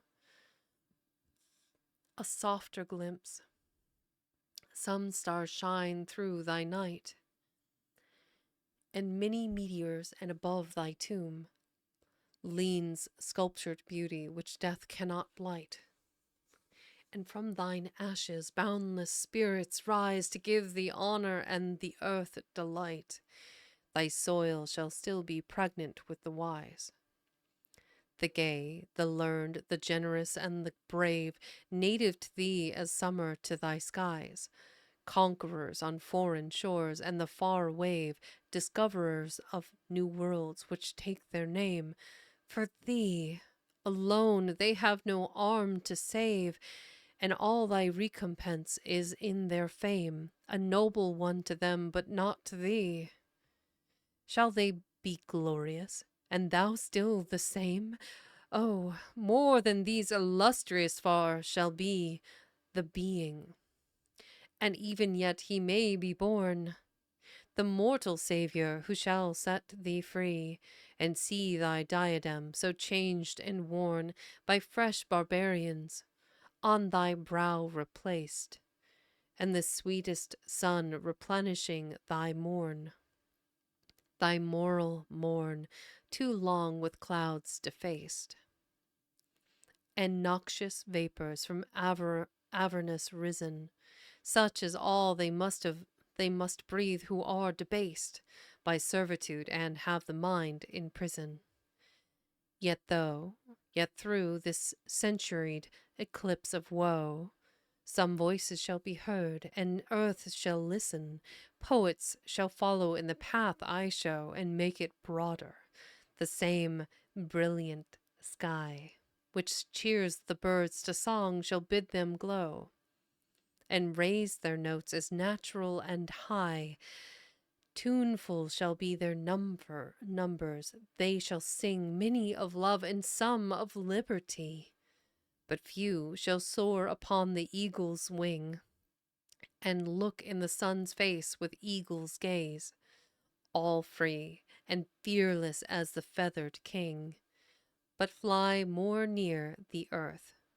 How many a phrase sublime shall lavished be on some small prince, in all the prodigality of praise, and language eloquently false evince. The harlotry of genius, which, like beauty, too oft forgets its own self-reverence, and looks on prostitution as a duty. He who once enters in a tyrant's hall, as guest is slave, his thoughts become a booty. And the first day which sees the chain in thrall, a captive, sees his half of manhood gone. The soul's emasculation saddens all his spirit, thus the bard, too near the throne, quails from his inspiration, bound to please. How servile is the task to please alone, to smooth the verse to suit his sovereign's ease, and royal leisure, nor too much prolong aught save his eulogy, and find and seize, or force or forge fit argument of song. Thus trammelled, thus condemned to flattery's trebles, he toils through all, still trembling to be wrong, for fear some noble thoughts like heavenly rebels should rise up in high treason to his brain. He sings as the Athenian spoke, with pebbles in his mouth, lest truth should stammer through his strain. But out of the long file of sonneteers there shall be some who will not sing in vain, and he, their prince, shall rank among my peers. And love shall be his torment, but his grief shall make an immortality of tears, and Italy shall hail him as the chief of poet lovers, and his higher song of freedom wreathe him with as green a leaf, but in a farther age shall rise along the banks of Po, too greater still than he. The world which smiled on him shall do them wrong, till they are ashes and repose with me. The first will make an epic with his lyre, and fill the earth with feats of chivalry. His fancy like a rainbow, and his fire like that of heaven, immortal, and his thought borne onward with a wing that cannot tire. Pleasure shall, like a butterfly new caught, flutter her lovely pinions over his theme, and art itself seem into nature wrought by the transparency of his bright dream. The second, of a tenderer, sadder mood, shall pour his soul out over Jerusalem. He too shall sing of arms and Christian blood, shed where Christ bled for man, and his high harp shall by the willow over the Jordan flood revive a song of Sion, and the sharp conflict and final triumph of the brave and pious, and strife of hell to warp their hearts from their great purpose. until wave the red cross banners where the first red cross was, crimsoned from his veins who died to save, shall he his sacred argument, the loss of years, of favor, freedom, even of fame, contested for a time, while the smooth gloss of courts would slide over his forgotten name and call captivity a kindness meant to shield him from insanity or shame. Such shall be his meet guerdon, who was sent to be Christ laureate. They reward him well. Florence dooms me but death or banishment. Ferrara, him a pittance and a cell. Harder to bear, and less deserve, for I had stung the factions which I strove to quell. But this meek man, who with a lover's eye will look on earth and heaven, and who will deign to embalm with his celestial flattery as poor a thing as ever was spawned to reign, what will he do to merit such a doom? Perhaps he'll love, and is not love in vain torture enough without a living tomb? Yet it will be so. He and his compeer, the bard of chivalry, will both consume in penury and pain to many a year, and dying in despondency bequeath to the kind world which scarce will yield a tear, a heritage enriching all who breathe. With the wealth of a genuine poet's soul, and to their country a redoubled wreath, unmatched by time, not Hellas can unroll, through her Olympiads, two such names. Though one of hers be mighty, and is this the whole of such men's destiny beneath the sun? Must all the finer thoughts, the thrilling sense, the electric blood with which their arteries run, their body's self-turned soul with the intense feeling of that which is and fancy of that which should be to such a recompense conduct? Shall their bright plumage on the rough storm be still scattered? Yes, and it must be, for formed of far too penetrable stuff, these birds of paradise but long to flee. Back to their native mansion soon they find earth's mist with their pure pinions not agree, and die, or are degraded. For the mind succumbs to long infection and despair, and vulture passions flying close behind await the moment to assail and tear.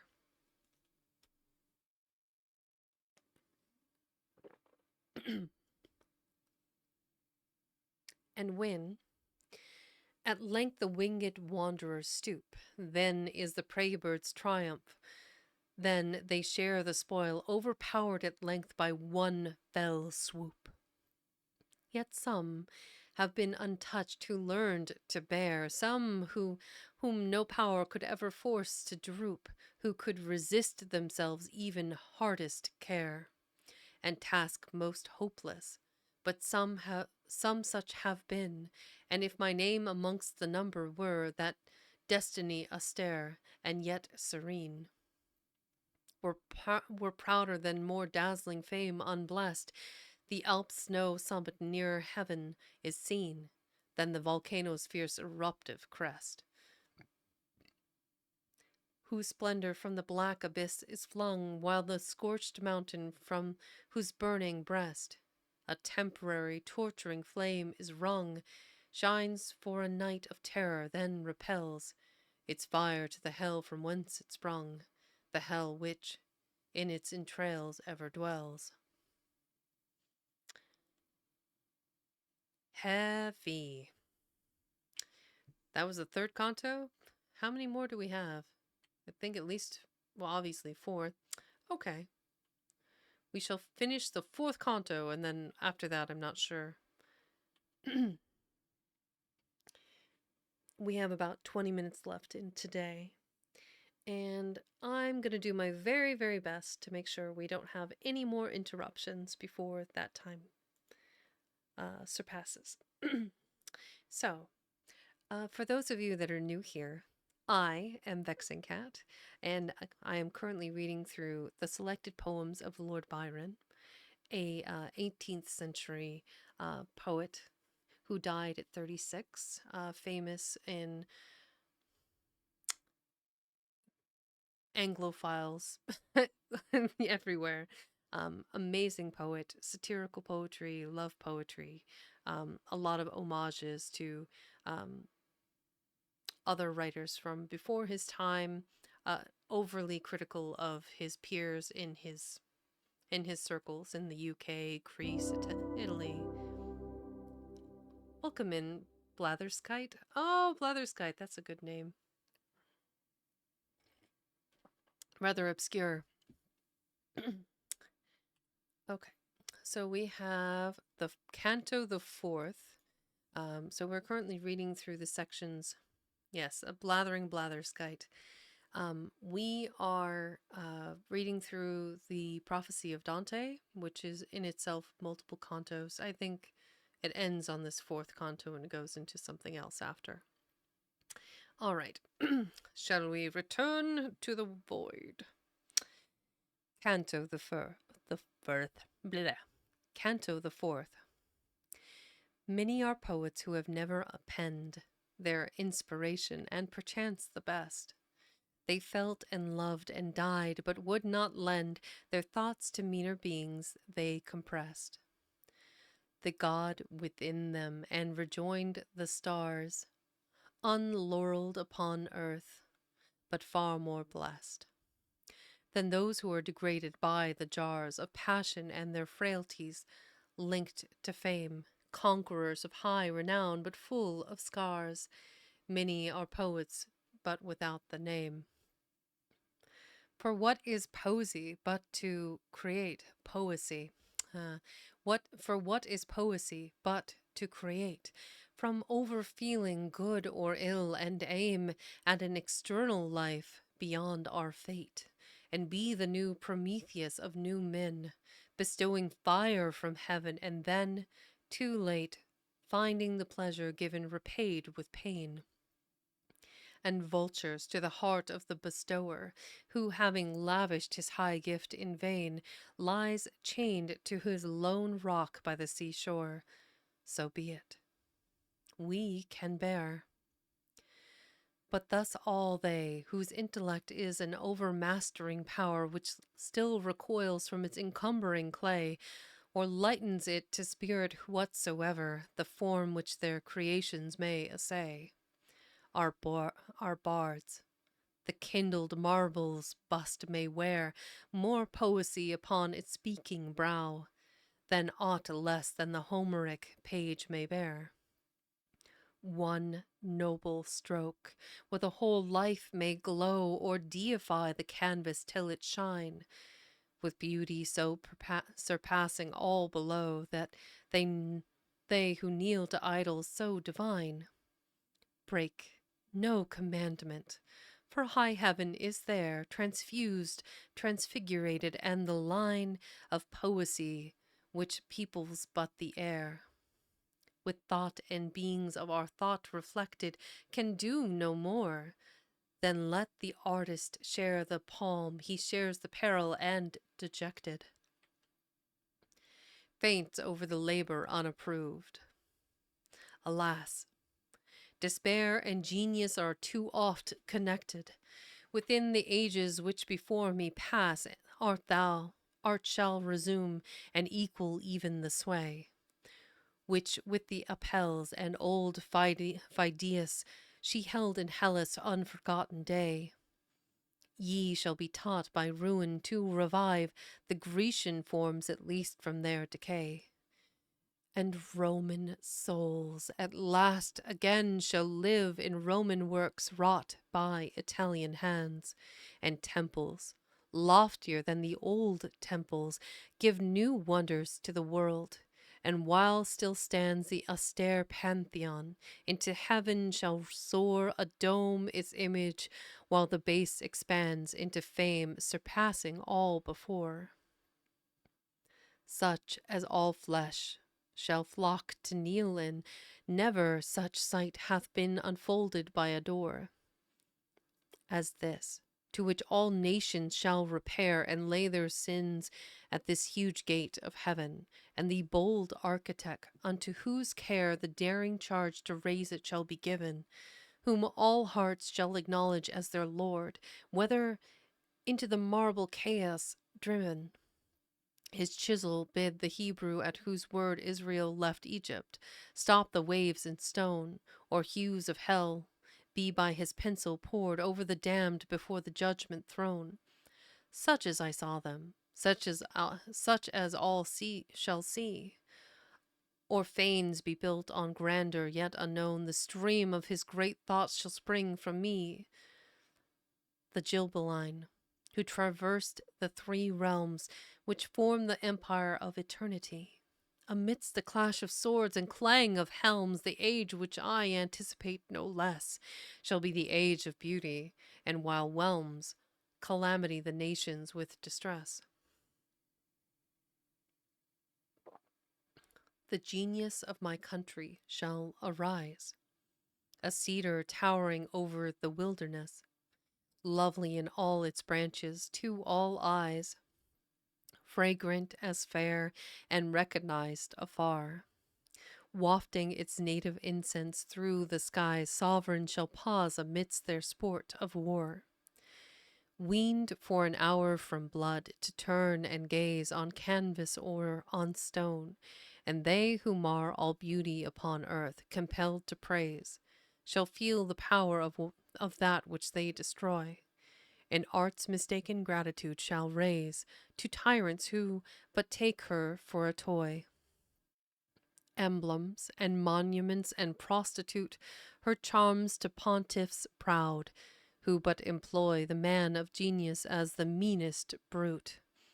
To bear a burden, to bear a burthen, and to serve a need, to sell his labors and his soul to boot, who toils for nations may be poor indeed, but free. Who sweats for monarchs is no more than the gilt chamberlain who clothed and feed stands sleek and slavish bowing at his door. Oh, power that rulest and inspired, rulest and inspirest, how is it that they on earth whose earthly power is likest thine in heaven in outward show, least like to thee in attributes divine, tread on the universal necks that bow? And then assure us that their rights are thine. And how is it that they, the sons of fame, whose inspiration seems to them to shine from high, they whom the nations oftest name, must pass their days in penury or pain, or step to grandeur through the paths of shame, and wear a deeper brand and gaudier chain? Or, if their destiny be borne aloof from lowliness, or tempted thence in vain, in their own souls sustain a harder proof, the inner war of passions deep and fierce. Florence, when thy harsh sentence raised my roof, I loved thee. But the vengeance of my verse, the hate of injuries which every year makes greater and accumulates my curse, shall live outliving all thou holdest dear. Thy pride, thy wealth, thy freedom, and even that, the most infernal of all evils here, the sway of petty tyrants in a state, for such sway is not limited to kings. Welcome in, Sina.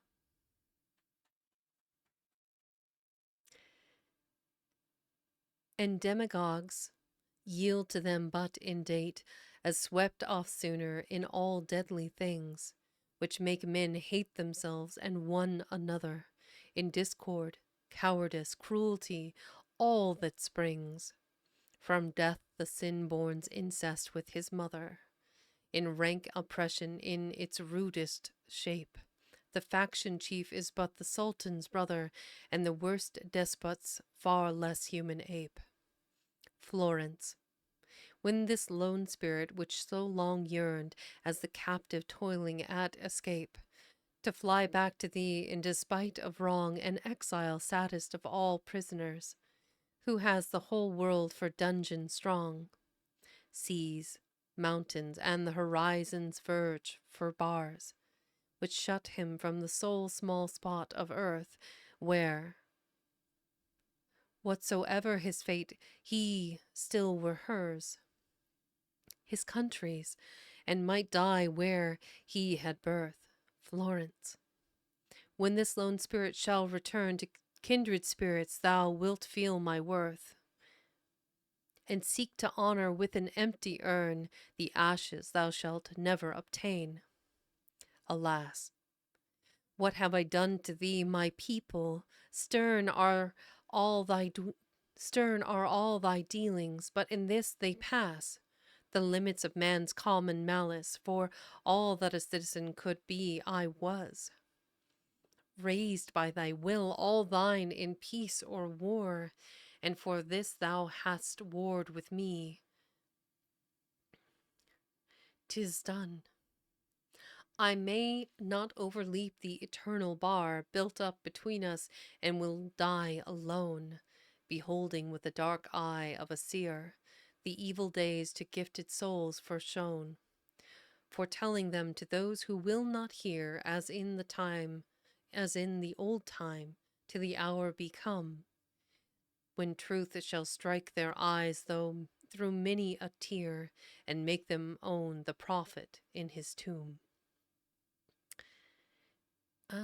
We are on to Manfred, which is I do believe is part of an actual larger play, and I cannot finish this in the next 10 minutes. So, we shall go back to beginning of the dramatic poem, and we will go ahead and wrap up here for today. Everyone, it was an absolute pleasure to read for you today. I really enjoyed the poetry, and of course, we still need to finish this. I've got like another 140 pages of this book. So on Wednesday, we'll take a brief respite, shall we say, from our dear Lord Byron, and we shall read some sonnets by Lord Shakespeare on Wednesday.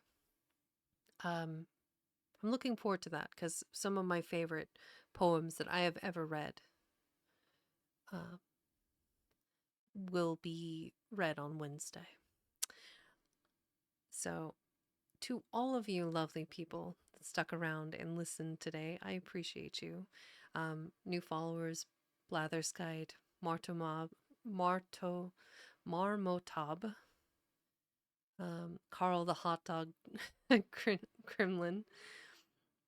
There's quite a few of you. It was really nice.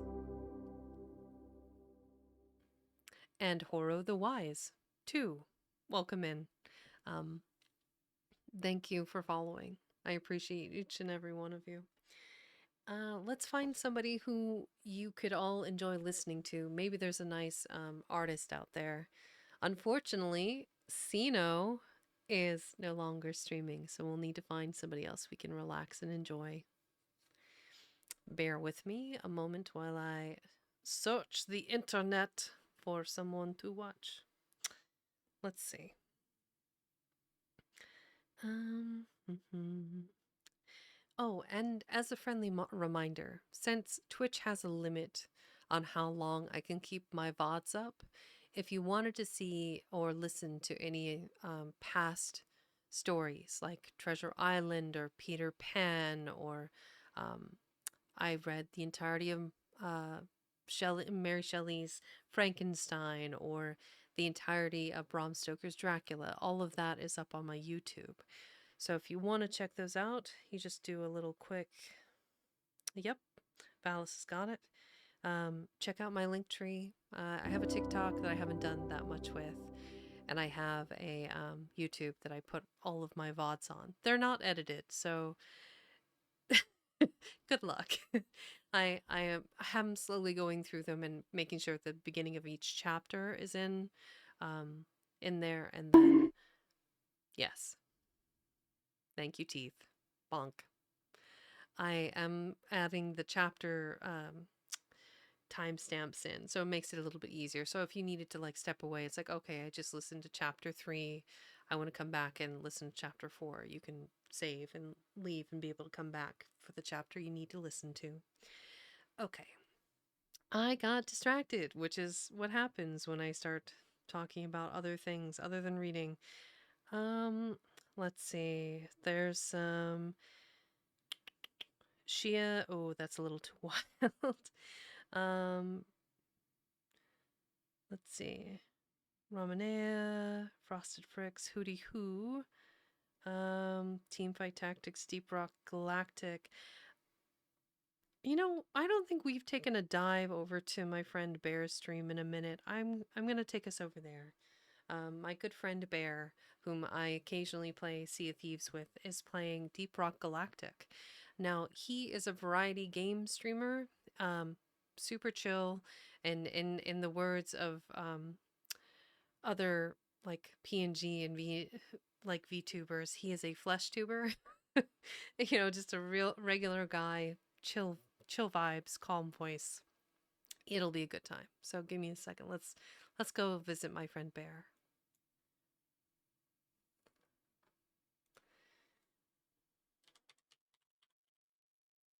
Ah, there he is. All right. Choo choo, all aboard everyone. Let's go visit Bear.